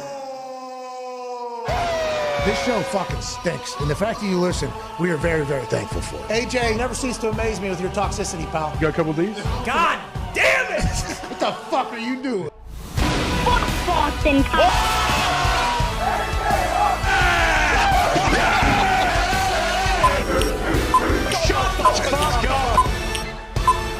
Hello, beautiful people. Welcome back to our humble abode, the Thunderdome. On this, I think a hilarious conversation is about to take place Tuesday, April 11, 2023. Hour 3 starts now. Much better! Okay, to my left or right, that's AJ Hawk. This guy's Super Bowl champion. The Toxic Table's here at Boston Connor, at Ty Schmidt. One half of the Hammer, Dahn. Cowboys Tone Diggs is here. 14-year NFL corner and icon Pac-Man Jones is here. Yeah, and joining us on stage is a man who's doing a great thing with a hat company here in Indianapolis, Indiana. Wow. And also a two-time Super Bowl champion. Ladies and gentlemen, offensive lineman for the Cincinnati Bengals, the Dolphins, and the New England Patriots, Ted Karras. Thank you guys for having me. The Thunderdome is an Indy legend, so I'm glad to be here. My boys are going to be pissed. Okay, so you're from Indy. From Indy. Born and raised. Raised. Well, yeah, 8th grade moved in here because your dad, we literally just learned this, your dad is a small college coaching legend, head coach here at Marion University in Indianapolis now since 8th grade? Since 8th grade. Well, he was retired. They brought him brought him back into the game this year. I'm actually, after this, going to coach the O-line at spring practice. Oh, yeah. Okay. Here we go. Okay, and your dad, football coach, football player. Yes. And your father's fodder, Also football player. Ted Karras Sr. Yep. And and then 2 of my great uncles also played in the NFL. Okay, so how many NFLers are there? 5 players, 4 rings. Wow. Not a bad family. Pretty good. Let's go. Not a bad football family there. AJ never really gets talked about. Let's go ahead and talk about the hat sales that you got going on right now. This is how I initially learned that you were from Indy because of how incredible the work you were doing was for Indy. So I appreciate you doing this for the city. And also I think it's a nice time to get it out there and let others kind of join in and help. Well, thank you so much for giving me a platform. It started with the Cincy hat. I just made these as a gift for my teammates. My neighbors in Florida run a golf supply business, and we made up a hat, made up a logo. Everyone went nuts for them. We decided to sell them for charity. Have sold over $500,000 worth. Oh, okay. Is that good? There we go. Is that good? $500,000 to make the world a better place. And we want to tie it in. I'm an Indy guy, and we wanted to tie it into the hometown. The Village of Marici is 10 minutes down the road. That's the organization that this benefits. So we're coming out with the Indy hat. And the Village of Marici is the only facility in Indiana that provides independent living for adults with Down syndrome, autism, any developmental disability. How'd you get connected to the Village of Marici, Paisanas?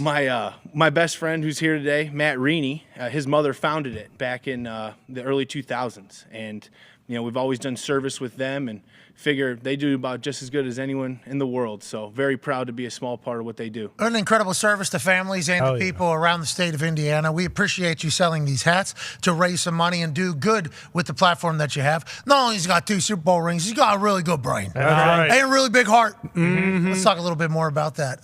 There was a clip that came out from this past season, and I know we're talking about the philanthropical side, the do-good side. Right. I would like to talk about the competitive drive a little bit. This is when this human really got brought into our radar, I think. And now he's a guard. He's a 2-time Super Bowl champion. And obviously we have in the trenches, and we respect offensive linemen, I think, more than a lot of different programs out there. Time. But whenever we really learned of this man was when this happened after a massive win against the Tennessee Titans this season.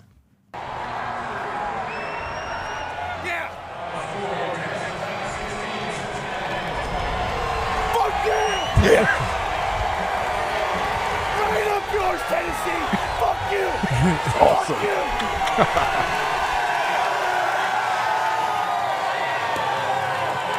you. Give a fist bump on the way out with the helmet. What is that? Every game, or Tennessee in particular have a little bit more heat for you? Man, I mean, the exchange right before that, I got punched right in the neck by Jeff Simmons. So they didn't catch the. They didn't catch the. I was yelling at the Titans for a while there, but then took a break, then came back and freaked out a little bit. My dad called me like 5 minutes later. You tweeted it. Yes. He's like, "Hey, dude, you're going viral, man." Yeah. I'm like, for what? I don't remember my exact words. Did I say it was the most awesome thing of all time? Yeah, you did. I really appreciate that too. Sold a lot of hats because of that. Yeah. Nice. AJ, as it was happening, you were like, "Yes, that seems like it was out of a fucking movie." AJ. It's real because you could tell, there's a feeling you can get when you I think he really showed us, hey, you get pretty juiced if you go to somebody's place, you beat them. Obviously, I didn't know about getting punched in the neck in that whole situation, but man, what a way to walk off the field. Hopefully that kid's hands all right. You blast with your helmet too. How long have you been in Cincy? 1 year. Okay, so You got 2 more. 2 more. You signed a 3-year deal. Congratulations. Hell yeah. Yeah. Hell yeah. Keep it going. But I think a lot of people that don't love the NFL as much as college football, they think NFLers don't care, right? They're like, oh, they're just playing for the money. They're playing for the money. Right there, I think we saw genuine emotion, which is why I thought it was awesome, especially to a brand new team, your first year there. And you look like a human that was like, yeah, actually, you weren't a robot. Fuck you, fuck you. Up yours, you said at one point. Yeah, that's like straight out of the 50s. Yes, it was a movie. Where's that even come from? Is that I don't know normal where that shit came talk for from. you? Or are you normal fuck you guy whenever you I'm start pretty talking silent, man, until it was like, I put all my energy into making the block. I'm not there's some physical freaks in this league, and I need to be able to be at my best. I try not to let my emotions get the best of me. I was a tad bit embarrassed after that. Embarrassed? I was going viral. It's a weird moment when you're like that. I've never had that experience before. And then it ended up, the reception from Cincy was incredible. Loved it. He's a glass eater. I fucking loved it too. It was amazing. I'm so grateful to Cincinnati. I feel like where I was always supposed to be, where I was always supposed to play ball. Well, you got to understand, the year before you got here, my buddy Joe had got hit at least 100 times. Yeah. So it was like, this was a great feeling for the city, man. Going Got it, down dog. there and smashing them. I remember when you tweeted it, but the city was going crazy at that time. I don't think Cincinnati and the state, I say the state of Ohio, because the other team up there is not that good. But like this road that we've been on the last 2 years have been crazy. Okay, so let's talk about that. You've obviously won 2 Super Bowls with New England. You get drafted up there to play football out of Illinois. You go to Miami, you go back to New England. Now you're at Cincy. Team is great. I think we all agree with that. Joe Burrow, the next Tom Brady is what people are calling. I guess you would have a much better read on that than everybody else. But do you sense like something special in Cincy? Because we all obviously just assume at some point Joe Burrow's going to win a Super Bowl. Cincy's going to have a Super Bowl. It's just kind of an understood thing. But the AFC is fucking stacked right now. And I think everybody understands that. What is it in there that you feel? And is that the same feeling that I should have? Yes. Joey B's a killer, and we are going to win one. It's all I can think about, Pat, really. They've never won one in Cincinnati. So we want to be the guys to do it. And Joey B, man, I mean, he's the guy to do it. And it's fun coming to work every day with him. I've been very spoiled with quarterback play in my career. I've had Brady, Fitz, and Joey B. How was Brady? A robot, human? No, Brady was awesome. Dude, he sold that chocolate. Remember that video we saw? Oh, yeah. He was selling his chocolate. It was like, I am not from planet Earth. And then like the TB12 stuff, it's like, that is not what a real human can't just eat avocado ice cream every single day. Then you see him play football for however long he played football and how great he was. It's easy to think like that is a robot, that is an alien, that is not a human. But like Vinatieri, the story I hear, and then the people that are like boys with him are like, hey, he's actually a great dude to hang out with too. I assume he took care of the offensive line. What was your interactions with him? Unbelievable. Great, always great to my family. Knew our names, knew everyone. And he did give me like a 5-second cameo in 80 for Brady. So whoa, hell yeah! Not acting. It was a rookie year on the sideline. I'm screaming, "Let's fucking go" on the sideline. Oh, you're swearing? It seems like every time you get on something, it's saying, Big swear. you're a big fan of you. Yeah. We love the way you operate. Go ahead, Connor. Yeah, Ted, I mean, I don't want to nitpick here, but you just said you played, in front of some great quarterbacks and you didn't throw in Mac Jones. So you hate Mac Jones? Is that what you were just saying? Not at there? all. What is that? Don't start that narrative. Mac Jones as the great. I love Mac Jones. I put down 3 top-tier quarterbacks, and Fitz, I think, is one of the all-time greatest teammates, greatest people I've ever been around. So that's why I threw him in there with Brady. Okay. Joey B, every day you said he's just a cool guy, killer, everything like that. Is he the first one in, like all the cliche shit, or is he kind of operating his own kind of way? Him and Tom very similar or no? Joey B's his own guy. I think it's weird because Tom was, in his 40s and Joey's 26, so it's a little bit more relatable. But he's not a cliche. He's running his own show, and he runs our show too, and it's a lot of fun. And him and Zach have, created a great culture, especially on offense. His look at these, unbelievable hair. He always looks cool. Always perfect. Yeah, he's got that curl. Yeah. Yep. So cool. Perfectly sitting there on the forehead. So cool. And he's an Ohio fuck. Yeah. And it seems like a perfect match. It honestly does. Sucks for the Pittsburgh Steelers. Tony, you got a question for Ted? They'll be fine. They've always been fine. Yeah, I do have a question. It hasn't always been. So what Joe you guys Burrow. have? 4, I believe, first-year starters. Not first-year starters, but first-year starters with Cincinnati last year. Like, how long does that take for, even though you guys have been in the league for it, now you have another new starter potentially at left tackle this year. How long does that take for everyone to gel together? I think O-line more than other positions, just because O-line is a repetition and continuity position, and you got to learn body and spatial awareness with the guy around you. But I'm psyched about Orlando coming in. We got a giant coming in at left tackle, and hey, he's a dog, dude. He is, and a winner as well. Just coming fresh off a Super Bowl, so to our chagrin, I didn't want the Chiefs to win, but did you not? I did not. Why would you want the Chiefs to win? Well, then it's at least like we lost the Super Bowl chance. Our side is the. No, I'm saying just in general. I wanted to be the winners. I wasn't. Okay, so just in you're general. mad at Just in whoever. general. Yeah, I was rooting for the Chiefs. Joe Tooney was my 4-year roommate in New England. Hell yeah, Joe! What a dog he Tumley's a beast. Whenever you think about Cincinnati in the offseason and everything like that, what do you guys think you need to work on to get to the next stage? Because obviously you got Josh Allen. Hey. Oh, he's a fucking guy. Yep. We just talked about Patrick Mahomes. Odell Beckham Jr. just joined the Baltimore Ravens over there in the AFC North. A-Rod. Aaron Rodgers is potentially coming to the AFC with the Jets. What do you think it is? And you said you think about it every day. Is it an obsession over there, I assume? Because you guys are so close. You're in there. Every time you talk about it, it's like, oh, the Bengals could win a Super Bowl. Yes. And that hasn't been the case for a long time. So what is the thought every day in there?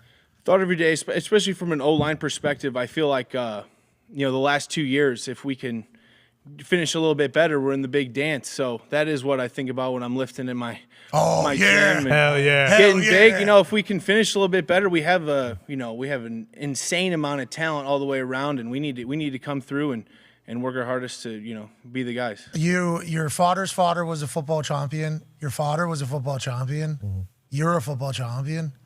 So you guys just come out of the womb in a pass set, or what? Have you always been just offensive line through and through? And do you think you have the greatest form of all time? Is that why you are who you are? I think it's more of, I do believe that I was born to do this. I'm very grateful for the opportunities I've had, though. It's been a road to get here. But no, it's been interior O-line or D-line. Alex Karras is in the Hall of Fame at interior D-line. Hell yeah. Beast. Iowa legend. 60s. So you guys are in the trenches.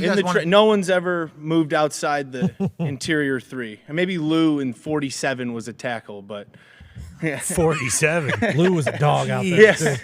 Lou had good feet. Big son of a bitch. Do you train with Jake Glazer in the offseason? Do you mix martial arts, or what do you, any of those? I have a heavy bag in my gym. Oh, yeah? You doing question mark kicks on it? I'm not a big kicker, but, I'm working hand speed. Were you a wrestler?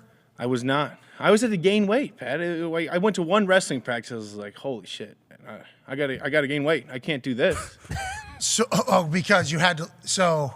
My dad took me aside in 8th grade and was like, you're kind of skinny, but you're super slow, Ted. And you need to put on weight. I actually gained 100 pounds in 1 year. Damn. What'd you do? I drank a gallon of milk before school every day for a whole year. What? It's verified. You can verify it. It's every day. Every single day. Is that good for you? No, it's horrible. My body rejects milk. What year was it? Freshman to sophomore year of high school. Did you grow as well? Yeah, I grew like 4 inches and gained 100 pounds. It's unbelievable. Because of the milk every single morning? I probably hit a puberty too. You ever switch it up between white and chocolate, or? No, 2%. 2%. Give me the whole. Give me the thick stuff. Maybe on a day I was feeling weak, skim, but still a gallon. AJ, go ahead, pal. Yeah, Ted, you mentioned how you feel like Cincy is where you feel like you always should have been, or you love it there. How early did you know that, and why do you feel that way? Well, not that I always should have been. I had great times in New England and Miami too, but when Cincinnati called, I signed right away. It didn't take much convincing. My family lives in Indy. I didn't even realize the weight of having my family so far away in my career. And then just the guys, the coaching staff, all the way to the top. The organization is fun to be there. I'm super excited. We start next Monday, and the guys are great, and it's a talented team. And the town is super fun, man. It is a good town. It's an unbelievable town. It's like Indy, but a little bit more aesthetic just because of the hills. Yeah, I got good views. Yeah. A couple good views. Also, that casino down there, a good time. And there's no smoking in there too. It makes it a little bit better for me. Yeah, me not too. that I'm not Kind of a no bummer. smoking guy, but so you just don't smell like casino. Yeah, hey, listen, I'm trying to have a good time. Why are you trying to Yeah. put me to bed with all these thick air? It's 2023. Let's go ahead and get rid of that whole thing. Whenever you go to Cincy and you realize they don't have an indoor practice facility, is that something that you think about going in there, or is that a part of like your demands? Were you the reason why they put the bubble up over the practice facility out there by the highway? I think it was probably more Joe, but but I did enjoy the bubble late season. That's a nice little bubble they put up too. It is. We're walking to practice. It's cool. We actually bussed a few times. We bussed. Whoa. City bus to practice gritty Cincinnati winter. Hell yeah. Cincy's all in. go. Pac has a question for you, Ted. So you had a chance to be with Bill Belichick. Now you with Zach Taylor, which is a very different of Styles? Styles, age different. What did you take? Appearances, everything, personality, children, ways of living, clothes, yachting abilities, Right. Yeah. naval history knowledge. What? There's a lot. Those two are vastly different. What did you get from Bill, from Zach? What's the difference between playing for Bill and playing for Zach Taylor right now? Well, I thought it was so cool playing up in New England, just being like the most hardcore team. We practice hardcore, and then we go out and win. Hell yeah. And it was like, gritty. I remember like rookie year, my lip split because it was so cold, and it just didn't shut until after the Super Bowl. It was just all playoffs, just bloody lipping. What? But I thought that was great. Dog. And then you win the Super Bowl, and it was awesome. Like we won 2, and then Zach Taylor, it's such a different style but you still win games, and you still are tough. But he's created a great culture there, and obviously it starts with the quarterback, but he's a great offensive mind, and this is the first time actually ever in my career that I've played for an offensive head coach, which is refreshing as a center. Yeah, give you some more ideas. Yeah, a little bit of help, maybe a little bit of that. Just a little bias going our way this time. Yeah, that'd be nice. Yeah, one practice, we get a favor. Was the narrative for you guys in the playoffs, like, were you guys actually genuinely pissed about that neutral site conversation and them selling tickets and, all of that? And then you guys just walked into Buffalo and just kicked the shit out of them? Yes, we were upset about that. Obviously with that whole situation, I was just glad DeMar was healthy. Yeah. But then when you That's look at scary, wasn't that it? was scary, man. That was the most electric I've ever seen a stadium, and then complete silence. And then there was like a weird noise came off, like an alarm. And no one said anything. One of our running backs looked at me. He was like, "Hey, what was that, man?" I go, "I didn't say anything to him." And he goes, "Dude, what was that?" I was like, "I don't know, bro. I don't know what it was." Super eerie, huh? Yeah. Super eerie. It was like crazy. That was serious. Complete silence. 70,000 people silent. What a great job by the first responders. Oh, yeah. Hell yeah. Crushed. Athletic trainer, Crushed I forget it. the name. I mean, I don't know the status of him now, but as far as the competitive standpoint, I think the more we weren't worried about the Buffalo as much as we were about the division being decided by a coin flip. Okay. Yeah. Did not like that.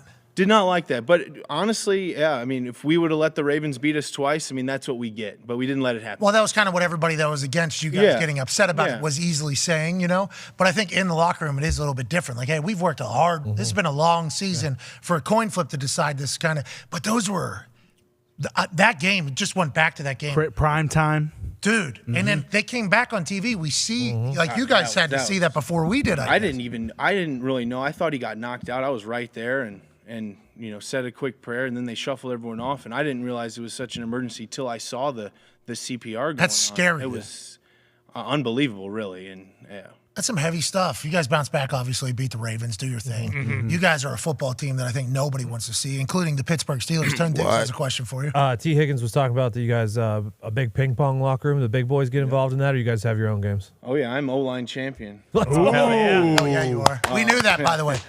We knew that. Yeah. But, I get involved. I would say, Mitch Wilcox, Trent Taylor, Joey B. There's a pretty Where's good the O-lineman Tyler rank in a Boyd. ping pong player? Man, I don't think I've busted the top 10 yet. O-line. That's bad luck for the offensive lineman. Yeah, I got to run it more. They have their days are a little bit less stressful. O-line's the most stressful football day, I would say. Every day. It's not really. I don't feel like ping pong on a Wednesday 11:30 a.m. when people are really playing. No, that's what I'm saying. Like, Yeah. like my position, I got time. Like if that locker room had, if ping pong was the sport of locker room, I'm in there. I'm putting in hours I'm putting in work. Oh, yeah. And then you're waltzing out of that meeting miserable, fucking miserable, tired, miserable. I don't know if you're a dipper or not. Normally offensive linemen have a half a tin in 3 there. months off, Pat. 3 months off. Hey. Congratulations. Let's go. Training camp's right around the corner. I feel like I've just replaced it with all the different brands of fake tobacco now. Oh, Zyn? Yeah, Zyn. Oh, so you're off tobacco. I'm off Grizzly. I did Grizzly for 16 years. Okay, hey, you're congrats. That's not easy. It's not easy. Wintergreen started when you were 10. AJ, that's not easy. I was wintergreen, and then once I got into the league, I switched to pouches. All right, well, congrats on stopping and getting over. Yeah, Green Bear pouch. Yeah, there you go. Anyways, so you would come in with a whole tin of Grizzly right out of that miserable meeting, and I would just hit a ball and be like, hey, you want to play some ping pong? Got like 20 minutes before your next thing? And I guess we'll do that. I'd been warming up for 2 hours. You know what I mean? Right in the middle of your day. We can go, though. Exactly. That you have to say that. Yeah, in front of the whole group, have to. And then I'm just fucking, you're cooked. Absolutely cooked. Spinning me. And then you got to go to practice, and during practice, I'm still doing nothing. You're doing your thing. Hey, you're practicing much better than ping pong early. Like you're right. Offensive linemen don't get as much time with the locker room games. And when they do get to play them, never in a good state of mind. Always normally miserable throughout it all. So that's a tough judgment. I'm happy you're the guy, though. Top 10, not even being in it. It's a bad look for the whole offensive line group. Alex Kappa's going to be pissed that I said that. He's a player. He's in there, but I beat him plenty. I like that. Sounds like you guys got a great locker room. Yeah. I hope the world gets to experience it. How can we buy some of these hats and support the cause, the amazing things that you're doing? Thank you so much. TheCincyHat.com and TheIndyHat.com. 100% of the proceeds go to the Village of Marici. Hey, good hats. Let's go. Boys got them on their head right now. Hell yeah. We got polos too. We got a bunch of gear coming out, a bunch of season 2 Cincy stuff. So your company is called Cincy? It's called the Cincy Hat Project. Yeah. It's not even a company. This is just all 100% charity. Good. You got good product. That polo is sick. Thank you. Donald Ross. I'll plug them. They're Donald Ross and Imperial Hats. Hey, good people doing business for good cause. TheCincyHat.com, TheIndyHat.com. Help Ted help people out. You're an incredible football player, and I think you're a legendary human, if I had to guess. Hopefully you'll come on the show again. Anytime, Pat. I'm in Indy all the time, so that'd be awesome. Hey, go coach those kids up. What are you going to say today? Hey, let's have good technique. Let's get off on the ball. I think I might show a little emotion. I'm fired up now. I was getting a little sleepy after lunch, but after being on stage here, I'm ready to go. Well, you should do the up yours, you know? Yeah, I should. Foxy, can we run that one more time? You said you were embarrassed by this. This is maybe the greatest video. I was embarrassed about being viral. Okay, about all the attention. Yeah. Offensive lineman. Yeah. Sure. Yep. With a C on the chest. Yeah. Yes. Fuck you. Yeah. Unreal. Right up yours, Tennessee. Fuck you. Whole state. Fuck you. Whole state. So scared. We're going to Nashville, so I told my family they shouldn't come. Yeah. I like everything about that. The whole state of Tennessee. You made eye contact with somebody there, too. I did. Yeah. I remember. I'll remember him to my dying day. Yeah. Ladies and gentlemen, Ted Karras. All right, let's get to a break on the other side. Gary V will be joining us. Can't wait to ask him about his basketball injury and VCon going on. He had a 2:45. We blew that by 7 minutes. We're ruining a day right now. That's 100% on us. Let's take a 3-minute break, and then we'll be back on the other side with the five-time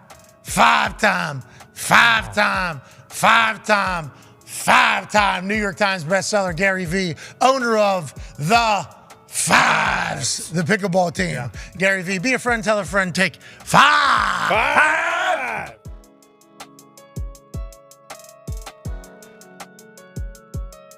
Why is football the greatest sport on earth? And do you think football is the greatest sport on earth? And why do you like football? That's a really deep question there, Pat. I know. I think I can get a good answer out of you, though. Like, I think you'd be able to talk about it in a way that I think a lot of people haven't, because you've been at the pinnacle of it for so damn long and inside of it, and your brain is a pretty fantastic one. We've learned here over the last few weeks, obviously. Last few weeks, that's it. That's all the time we've learned that. I think it's the greatest sport in the world for one main reason. It is a true team sport where it is damn near impossible for one person to dominate an entire game. And if you look at other team sports, basketball with 5 guys on the court, I think you've seen multiple players over the years. Maybe one player, maybe 1 or 2 players on a squad be able to dominate and win championships. Baseball, you can have a dominant pitcher and win championships. Soccer, you can have a dominant forward and or goalie.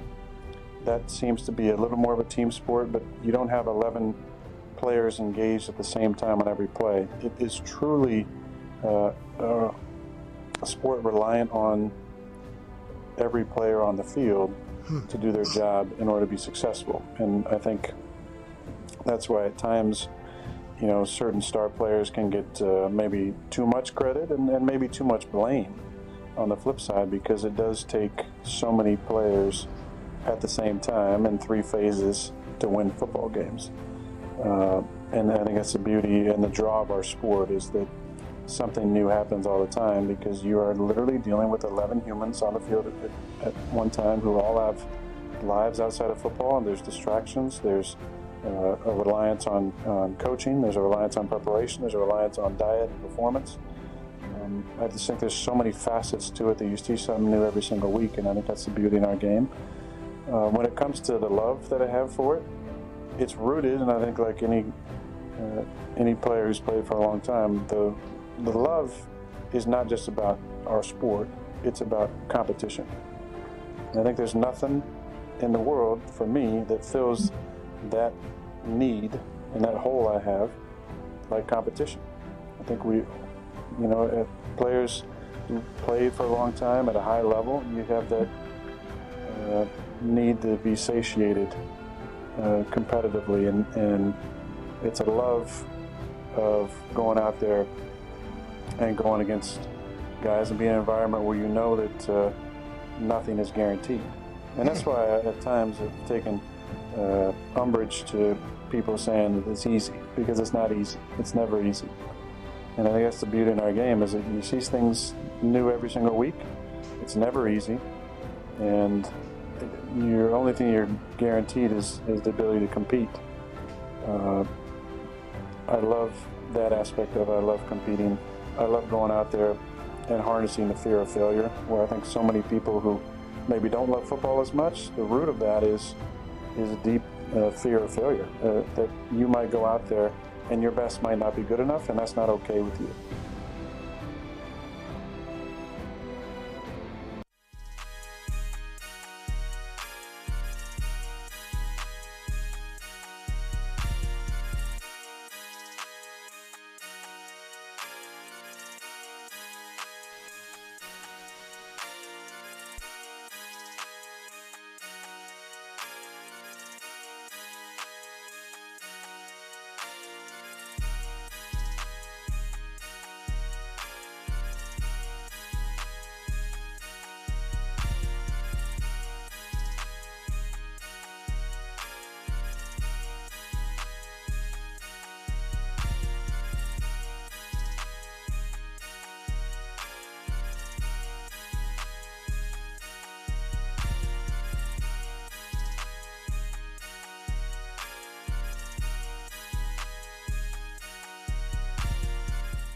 Hey, What? let's go!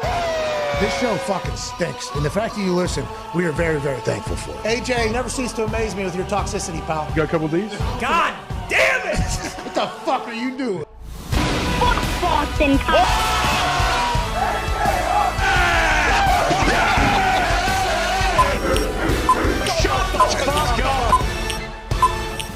Hello, beautiful people. Welcome back to our humble abode, the Thunderdome, on this packed Tuesday, April 11th, 2023. Hour 4 starts now. Much mana! Much mana to all of you as I send the contact information to Zito to plug into our computer to FaceTime our next guest. Speaking of guests, that man who is to my left, your right, is not a guest. This is him, Monday through Friday, for 2 to 3 hours every single afternoon, except for when he's on vacation or doing cooler things than this particular program. Sure. He's college football national champion, a Super Bowl champion, a Ryder Cup winner, but not a champion, father of 10, NBA shit stirrer, AJ Hawk. The Talks the Tables here at Boston Connor, at Ty Schmidt. Cool hats. Hey, they're neat hats, and they're very comfortable, too. TheIndyHat.com, obviously, Mr. Ferris's charitable donations are coming through. A great product in which the hats look very cool for the Indy 500. TheIndyHat.com, we can help him out. He gave a great interview right there. Oh, yeah. I was actually just telling Ty, he is very, very cool. One time we were just out in Boston, and he just let us have a bunch of his beer that he bought for us. Yeah, it seems like the type of guy he is. Yeah. Uh-huh.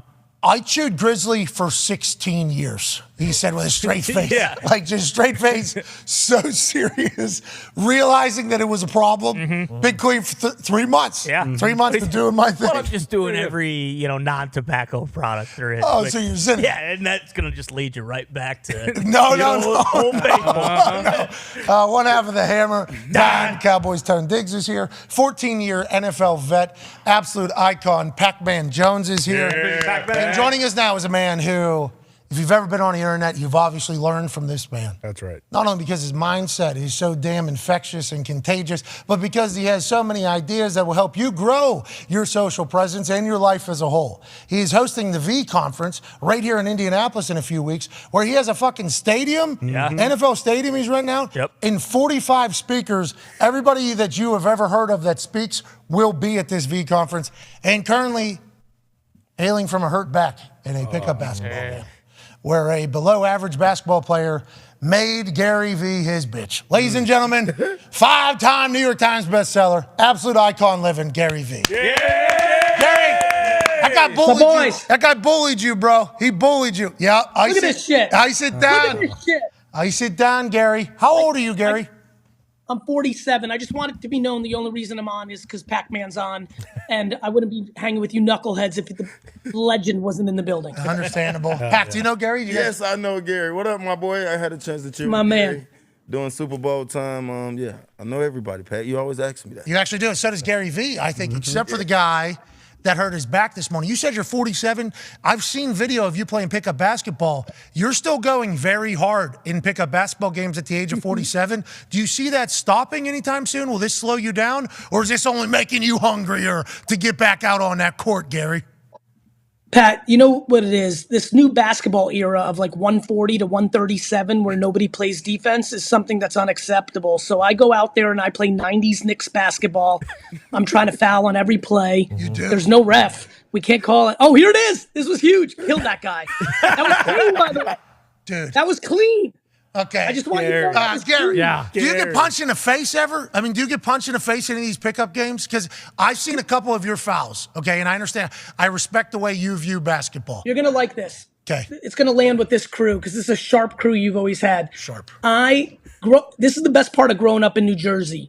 You know exactly who you can foul hard, and you know exactly who you can't. I've not been punched in the face because I'm too smart to foul the wrong dude in the wrong way. Got it. That's because we watch the clips and we worry. Yeah. Because every pickup game that I've been in, I'm like, you see a guy do that. It's like immediate. On site. It's always like an immediate thing, but I'm happy There's to always 4 to 5 people on the court that want no heat. They're soft. They're like California basketball players. And so that's kind of where I'm at. I just assess the situation, Pat. Go ahead, AJ. Gary, what about this below average guy that fouled you? It sounds like he fouled the wrong guy. Didn't he know you're not the guy to foul? Yeah, and did you hurt The yourself? worst part is Sonny works for me. He's like scared shitless right now, walking around the building. He's worried. Sonny! He's dead. Sonny's worried. Sonny's worried, Should but be. he did the right thing. It was a clean block. I'm pissed about it. I really wish I didn't text Pat back and tell him the truth of the situation. I wish I made up a better story. Now everybody who matters, because that's who listens to this show, knows that I got blocked. I got blocked by a whack-ass player. Yeah. Sonny's below average. I mean, that is we don't have a full scouting report on him, but those that know him well, his boss and such, say that he's a below average player out there on the hardwood. I think what everybody will take from this is that you are still playing hard-nosed fucking pickup basketball at the age of 47. Is that normal? I don't think that's, is there anywhere you're stopping? Are you playing until you're 60, 70 years old? I'd like to. My brother keeps trying to get me to switch to golf. He's like, you're not, you shouldn't be playing this shit. But I just love it too much. Yeah, just love the thrill of body sore for 5 I love the thrill of going like 4 for 29 from the field. And thinking it was a good, feeling like it was a good day that the jumper was on. Oh, it's amazing. Tone Diggs has a question for you. What about the fives, Gary? What about playing pickleball? I mean, we saw you give motivational speeches. Do you actually play too? Yeah, bro. I'm actually probably the thing I'm best at is racket sports. I'm solid in ping pong and tennis and pickleball, and I bought a team in that league. I'm happy with that. The fives. I'm practicing. I'm using the pickleball team to prep for owning the Jets. Smart. So, I've learned, actually repping UFC fighters has propped me most for the Jets. There's nothing, Vayner Sports, we rep a lot of guys. The thing that's devastating, football's fun, baseball's fun.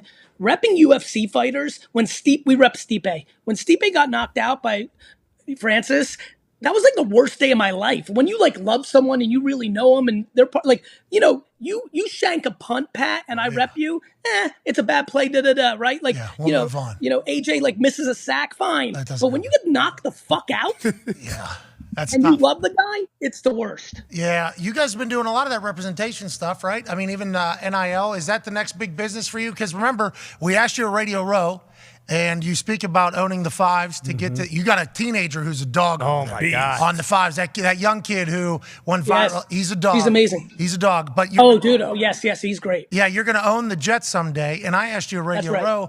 I said, how are you going to get there, right? Because this money now to get there is big. You said you have a path. Is the agency going to be one of those paths? You think? You think it's going to be a good? Yeah, I think I think Vayner Sports will be a big business. I think VaynerX, the marketing, we're already a business that does $350 million a year in revenue, 2,000 people. It's a big ass business. VeeFriends, I'm building my Pokemon. Sesame Street IP business. That will be built over the next 20 years. Accurate, Aaron. Right. Accurate, Aaron. Accurate, Aaron. Did you like that? I like how you guys talked about the elbow that I drew, like a nutsack. I thought that was a great observation. What happened? Did you do that on purpose? Is that why you liked us bringing it out? Because like every artist has their own thing. You know where that came from? I'll tell you exactly what. Popeye. Remember how Popeye? Oh, hell yeah. Was like that big fucking elbow he had and the chin. I think that's where that came from. Okay. Well, I'm happy that Accurate Aaron has it. So the V Friends, VaynerX, Vayner Sports. I assume you do real estate too, or no? Not yet, but we're on our path. You're awesome. Hell yeah. Bro, here's the best part. When Aaron's a Jet, the Monday morning interviews that we're going to be doing together, I feel like I'm pretty much probably going to have to be a Monday morning regular because the emotion is going to be high. Okay. The receipts are going to be printing at scale. I'm feeling very motivated for our fall together. Gary, me too. The videos of you after games, okay, like this right here, either so mad or so pumped, have been a great addition to the NFL sports media. Just would like to let you know that. The fucking receipts thing, oh my gosh. Guys, we were down. That game was over. Like, that was a stunner. And I hate Cleveland. The city, the team, the people. I hate Cleveland. Stinks. Hell yeah. Got it. Yeah. Okay. Oh, jeez. Cleveland. Gary, what's the expectations for you and the rest of the Jets fans with Aaron under center if he eventually gets there? Is it Super Bowl or bust? I think, I'm praying to God that it's a 2-year deal so it doesn't have to be Super Bowl or bust. When you haven't made the playoffs for a longer period of time than any North American sports team, it's hard to go from that directly to a Super Bowl championship. I think for me personally, given how strong the team around it is, you'd like to see them win a playoff game, right? And so, I would be fine with a jab setting up a right hook where this year's a big progression and then we go for the jugular in year 2, but we've got to see where his mind's at, how it all sets up. But I think the way the Jets are moving, I think they're looking at it as a 2-year window. My hope is that it's a 2-year contract, and then you can kind of build. Yeah, we're sparring. We're all sparring.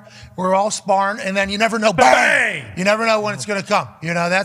We're sparring. Pat, by the way, on that, great job at WrestleMania, brother.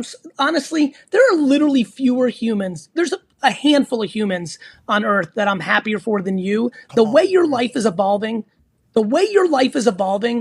it's a fucking blessing, man. I'm really happy for you. Gary, we appreciate that. You were one of the first interviews whenever we started the show. Yeah. You were one of the first people, and you said on the program, I'm predicting, I believe is what you said, I'm predicting within the next 24 months, you'll be in WrestleMania and you'll do this whole thing. And then every once in a while, we'll get it resent to us. And I'm like, he had that coffee. You didn't drink any of it, remember? Yeah. I'm not drinking. This is just a prop, you said. I'm not drinking any of this. But pretty much everything. I think the other thing I said in the show was that this was going to be a cultural phenomenon. And you guys have delivered again on one of my predictions. I appreciate that. And I love seeing this thing evolve. I'm cheering for all of you, especially Pac-Man. And I hope everyone's well. Hell yeah. Pac-Man has a question for you, actually. Pac-Man joined the team here recently. Has been a great, hiring and with Sonny, who knows if he's going to still be around or not after he hurts the boss's back. Hiring is a difficult thing to do. We have a good energy in here. You know what I mean? We have a good, people always say hey, what you guys got, you should bottle it, and try to keep it forever. 100%. I'm always scared to hire somebody and ruin it. Of course. So when Pac-Man came into the Thunderdome, what a home run this fucking guy has been. We're very lucky for it. He has a question for you, though, G. Hey, Gary, you said that y'all going to take this slow. Are the Jets fans willing to be okay for 1 year and then get it going? No. I don't know, because the Jets fans are kind of hard. They like the Philly fans. That New York media. I don't think Aaron have time to wait for 2 years. I think if he go there, they're a playoff contender. He will produce. They have to produce. Is what I'm saying. But do you think that the fans of the Jets would be okay with a subpar year? Not a subpar year. Pac-Man, you're observing again. I believe every Jet fan, the second Aaron's locked and this is done, is going to expect them to win the Super Bowl. On the flip side, I've been waiting for this shit for 40 plus years. If you tell me we go 11-6 this year and win a playoff game and battle, get us, second round AFC championship game, that's a build, especially if he's locked in for year 2. Yeah. The problem is he going to be the last time we took a Packer legend quarterback, it was a one and done year. Wow. And then he took the Vikings to the NFC Championship game. And so, you know, like for me, if he's locked in for 2 years, then I look at it as a 2-year window. But will most fans? No, most fans, the day that that deal happens, are going to run out and get their jersey, whether Joe Willie allows them to wear number 12 or not, whatever number it's going to be, they're going to go run out and get it. And they're going to think we're going to win the Super Bowl. I've watched every play since 1982. I never believe we could be up 49-0 in the Super Bowl with 13 seconds left, and I won't believe it until the 3 zeros hit the board. That's why your videos, your post-game video selfies are always so good, because the game's already been over for a long time or been won for a long time. But until that thing's over, we go right to the Instagram, and it's right here, and it is incredible. We hope that it happens for you, honestly. Thank you, brother. Feels like Greeny's the same way. Greeny's like a miserable Jets fan as well, and it feels like optimism is high. This is new territory, right? This is brand new territory? I mean, it's been high before when we got far, but like the Rex years were good. We went to back-to-back AFC Championship games. You guys know. Yeah, you know specifically, Pat. Yeah, played us, yeah. I remember. Rex Ryan, they hit a game winner against us. Good teams. I was at that game. Good team. Well, wonderful game. Do you remember we called a timeout? You guys had like second down. There was like 50-some seconds left. Okay. And they were and then we hit Braylon Edwards in the corner of the sideline. Yeah. So it turned it from like a 50-yard field goal to like a 20-some yard field goal. Yeah, and that timeout, a lot of people were like, why do we spend? I would have traded that victory for the year before. Why? The year before we lost the AFC Championship. Yeah, but we let you guys in. Remember, we lost on purpose. Who'd they lose the AFC Championship? To us.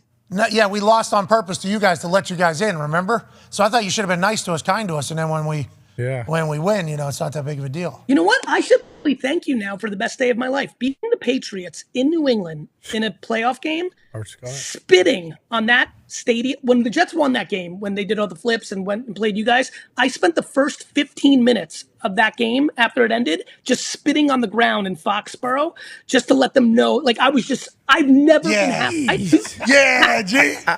was like, just like, it was watching those entitled fans. Do you know how entitled Patriot fans are? No, especially under 35 years old, spitting on that stadium in the face of those 35-year-old Patriot fans. Gary, here's the guy right here. You were spitting Connor. Yeah, thanks a lot, Gary. I guess, you know, I won't be going to VCon now, but speaking of VCon, I liked how you mentioned how this year for the Jets might be like a jab, similar to your jab, jab, jab, right hook method. Yeah. Right hook being VCon. Pat mentioned all the guys that you had going there to speak in girls. John Taffer being the one I'm looking forward to most. How did you decide on who to bring in for VCon? You know, once Pat said no because of family stuff, I had to start really thinking. But like whether it's Andrew Schultz, great, right? Oh yeah, is he just going to be wide open up there? He's just doing a set. He's doing a set. Who the fuck? You know, that's going to be amazing. Yes. You know, and then we have a lot of business people, and just a lot of marketers, owners of teams. Dave Blitzer owns like a piece of the Sixers and Devils, and then like Damon John or Deepak Chopra. Like, it was just people that I think could bring value. Eric Thomas is going to hype up everyone. You know, E.T.? E.T.? Hey. E.T.'s going to be there. E.T. spoke to our team. He spoke to our team one time. It was an incredible. Mind or Guy Raz. Like Jesse Itzler's a beast. He can kill the mic. I'm really excited about it. It's just people that I think would bring value to, you know, what we did with the NFT was different. We made it about, you get the collectible, but you also get a ticket to 3 years of a super conference. And so there's so many entrepreneurs, so many operators, so many creators, so many, you know, just good people in our community. And I just brought speakers that I thought could deliver the most value. Okay, so let me ask a question as a stooge here, because this particular world I do not know much about.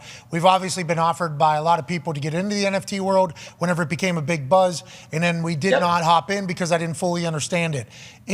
At the time of people explaining it, they're like, NFTs have always been around. You get tickets as emails and things like that. And it's like, okay, so we're calling those NFT nows. That would have to be what would carry the value of the NFTs if it got you access to other things. Do you think that's how you've seen it from the beginning? Like, hey, if you buy this, not only is it an art, but it also provides value down the road to get you access to things, as opposed to some people that were just selling NFT as art and they're like, yeah, this is $40,000. What does it get you? Oh, you just own it. It's like, I don't think I understand that. I'm a fifth grader here. I don't think I fully understand a screenshot. But yeah, it's not a screenshot, as you know, because it's on the blockchain versus the internet. People are going to start realizing what that all means. Of course. To your point, like I said, when at the height of it, I started making tons of videos saying 99% are going to zero because 99% of 86, 87 Fleer rookie cards are not worth anything, but Michael Jordan's worth 250,000, right?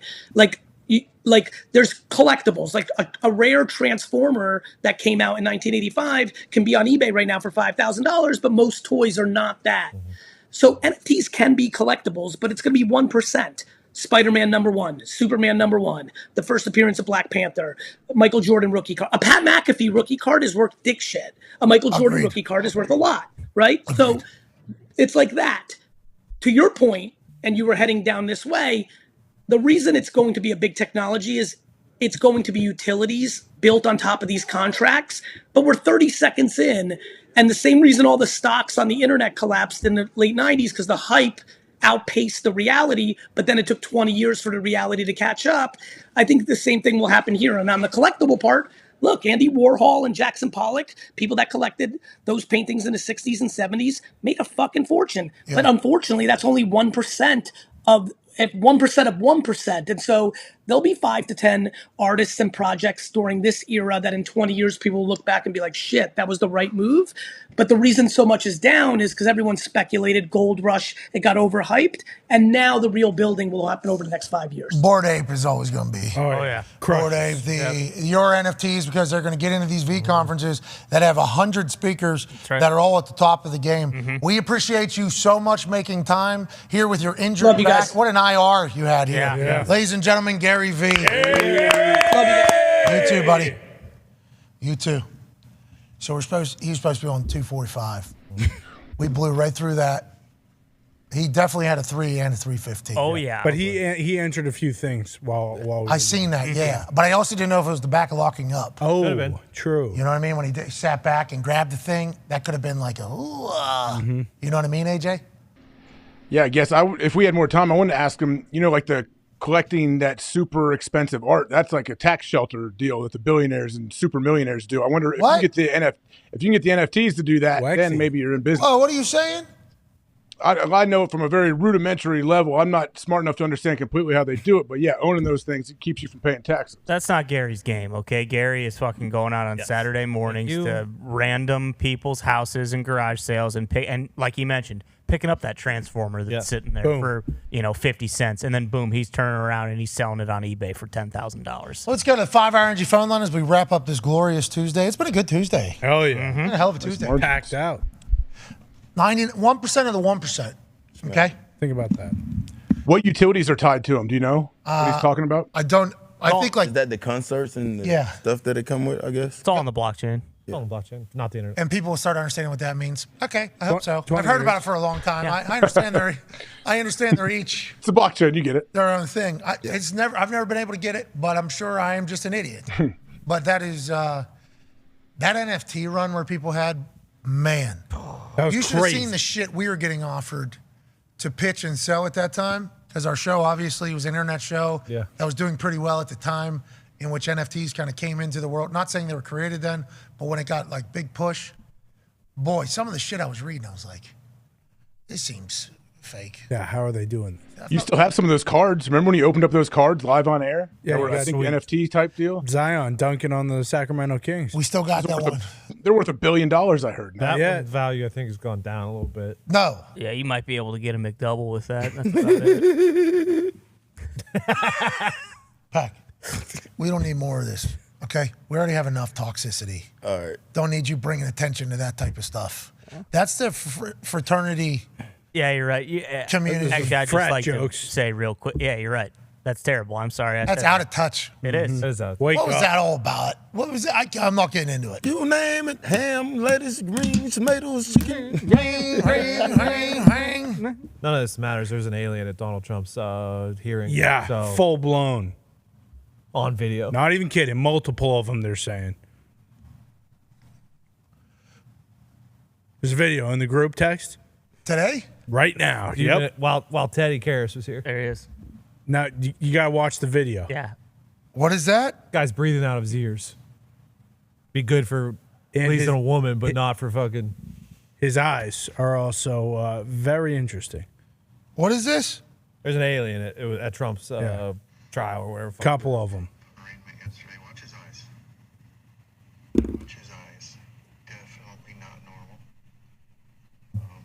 Look at the dome on that guy. All right. I don't need that in my life. What are we? Yeah, what is that? Calculating. Well, he had two sets of eyelids, one this way. Wait, one that what's way. his ear? What's going on in his ears? That's how he breathes. I hear you. I wonder who this dude is. You know what I Alien mean? 1, 2, 4, 5, 7. Yeah, I mean, the internet's going to find out. This person's going to, They said there are multiple people who look just like him. What are they doing? I don't know. Oh, this is the internet. I mean, why is the internet always doing this? Yeah. Will we ever get an answer from that very weird-looking fellow right here that is clearly being recorded by somebody? Yep. He's in the. I don't like it when his He's eye just does at it.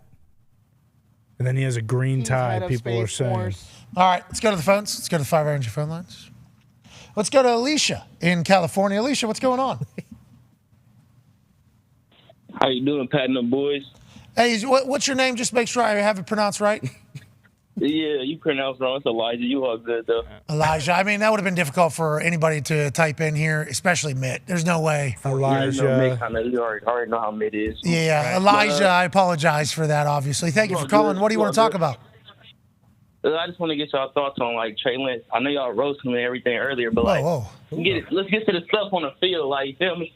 Y'all think he's going to get an opportunity to play this season with Brock Purdy being injured in the beginning of the season? Do you want him to play, Elijah?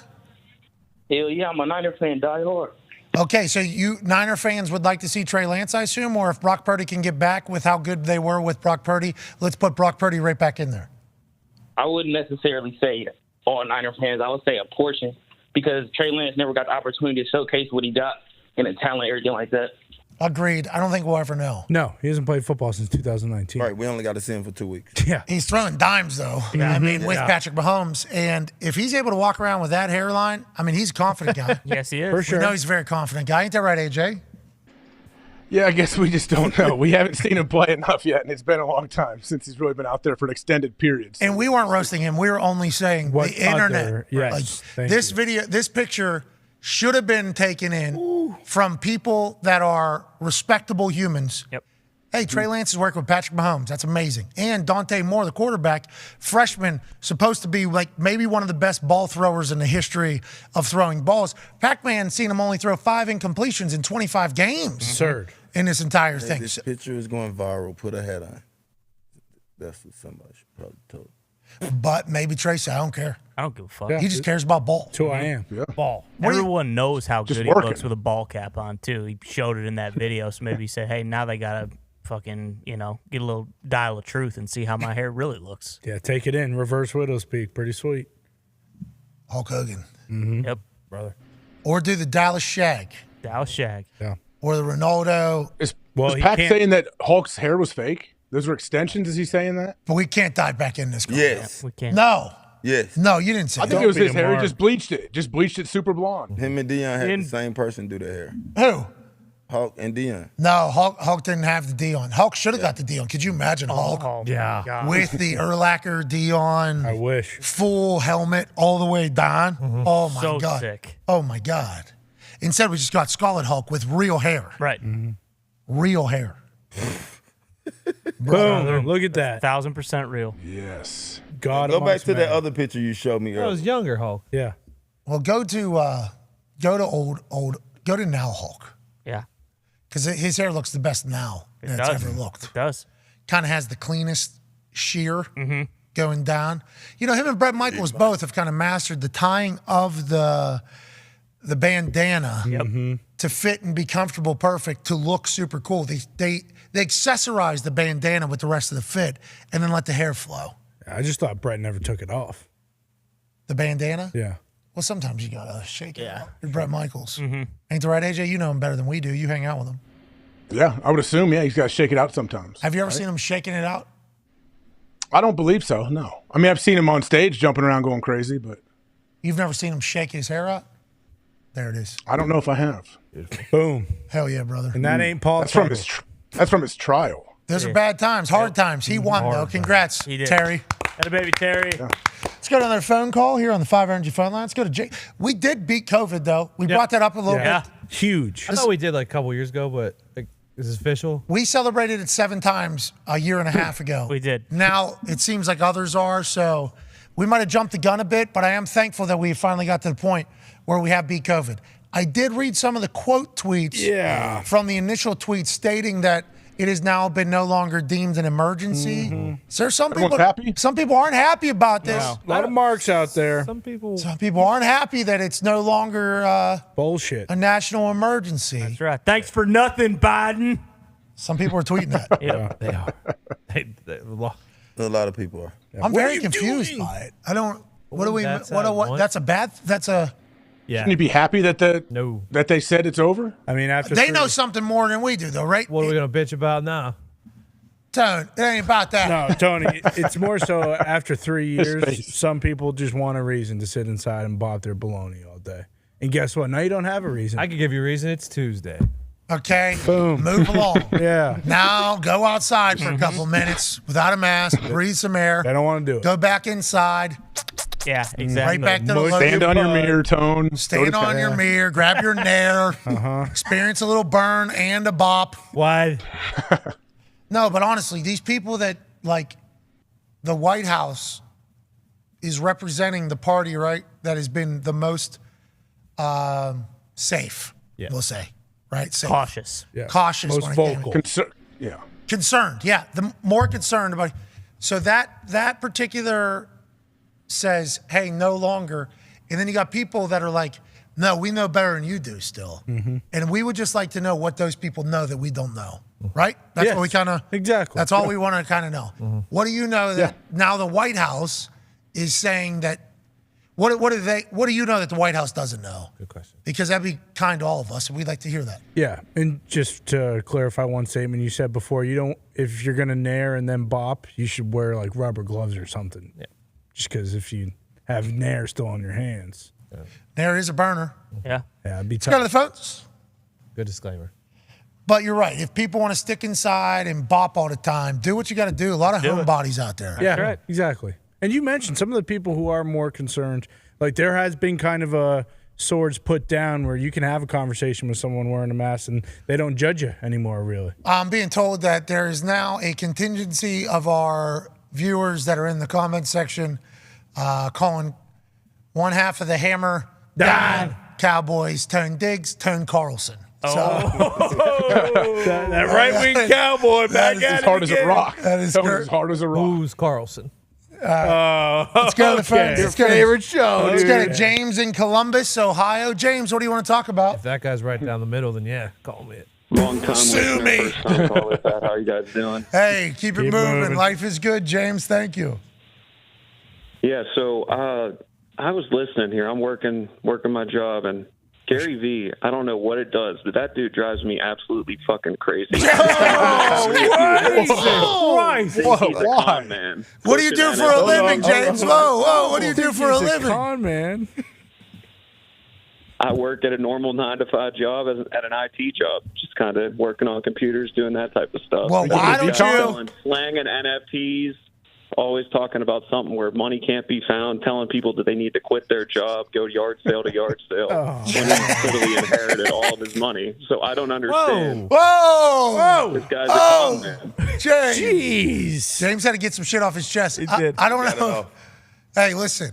No need to get personal. Listen, when Gary V is in the paint of the internet, he's going to get dunked on every once in a while. Sure. That's the way it goes. Part of the game. It is part of the game. I love that guy's passion, though. James is not happy. No, he's not. I was just sitting here listening, and I can't take it anymore. Okay. you guys called in. Yeah. I got to call and wait on hold. First time caller.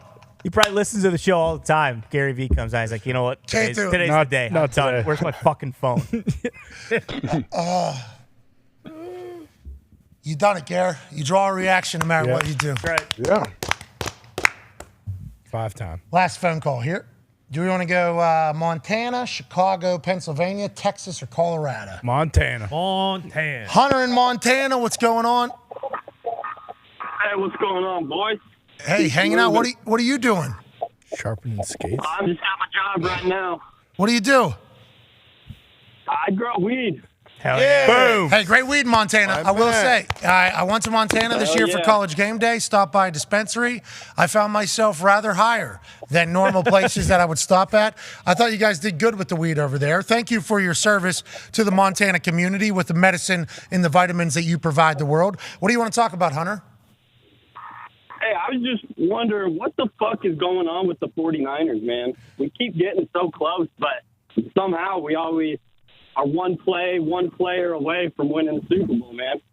AJ, why don't you tell them what's up with the 49ers, pal? Or maybe it's just hard to win a Super Bowl.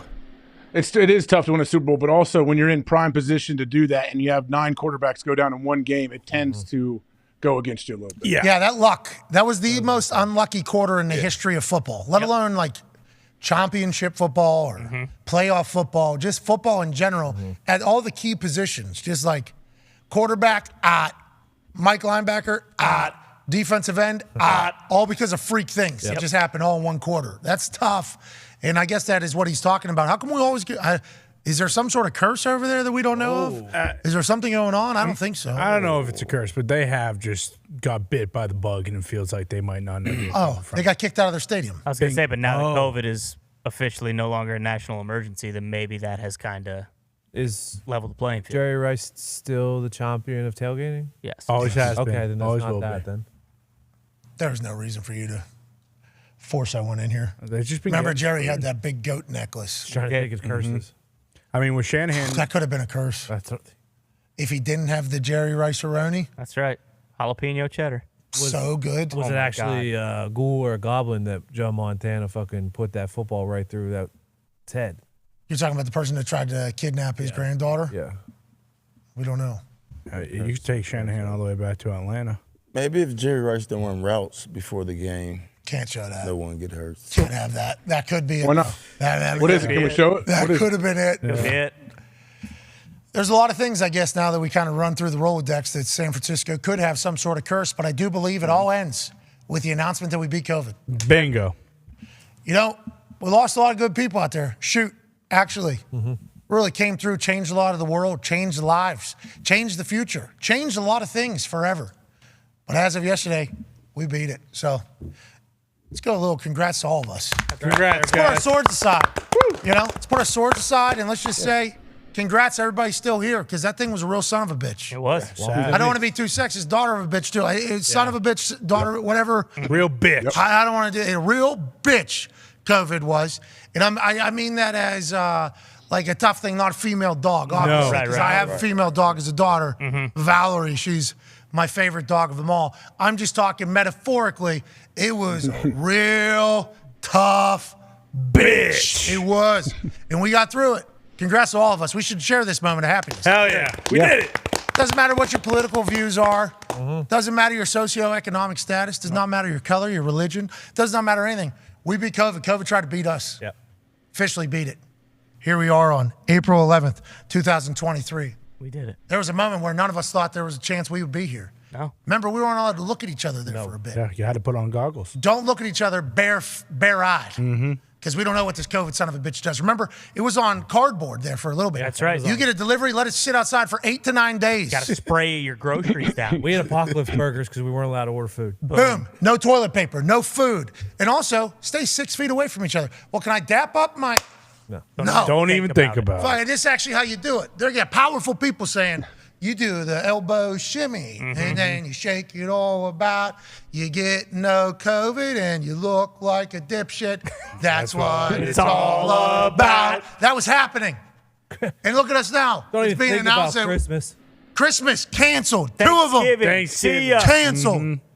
A lot of Easter people. 2023. No. Sports. And here we are. We're back. Hell yeah, we're back. We did it. We did it. Remember when those college kids at Notre Dame tried killing the entire world? Yeah, on the same day there was some stuff going on in the city, and the sports people get attacked, and then the people that are changing the world don't get attacked. There was certainly some hypocritical moments throughout this entire thing. You could say. But honestly, genuinely, we made it. Great news. Hell yeah. We did it. Officially. National holiday. Good job, everybody. Good job, everybody. Good job, Pac. Good job, baby. Hey, way to go, Tony. Thank you, Pat. Good work, Hey, Tony. way to go, Good job, Ty. Ty. Hey, baby, Yep. Connor. Foxy, that baby. Zito, way to go, Zito. Oh, there, Frankie. Hey, you remember before Frank got married, we had to battle against COVID for 3 years? That was terrible. Hey, baby, Tony, way to go, Tony. Hi, Joe, that baby, Joe. Hey, Joe. Bruce. Hey, how about Bill beating the shit out of COVID? Had a baby Bill. Had a baby Mick. Had a baby Mick. Had a baby Mick. Elijah. AJ Hawk. AJ Hawk. AJ Hawk. That guy beat COVID. Had a baby AJ. And everybody watching at home, I hope you take a moment to recognize the moment that we have in front of us right now. There were some tough days. There were some glim days. There were some doom days. Right. And here we are, all agreeing, apparently, except for some people that quote tweeted the initial thing, that we beat that motherfucker. We got him.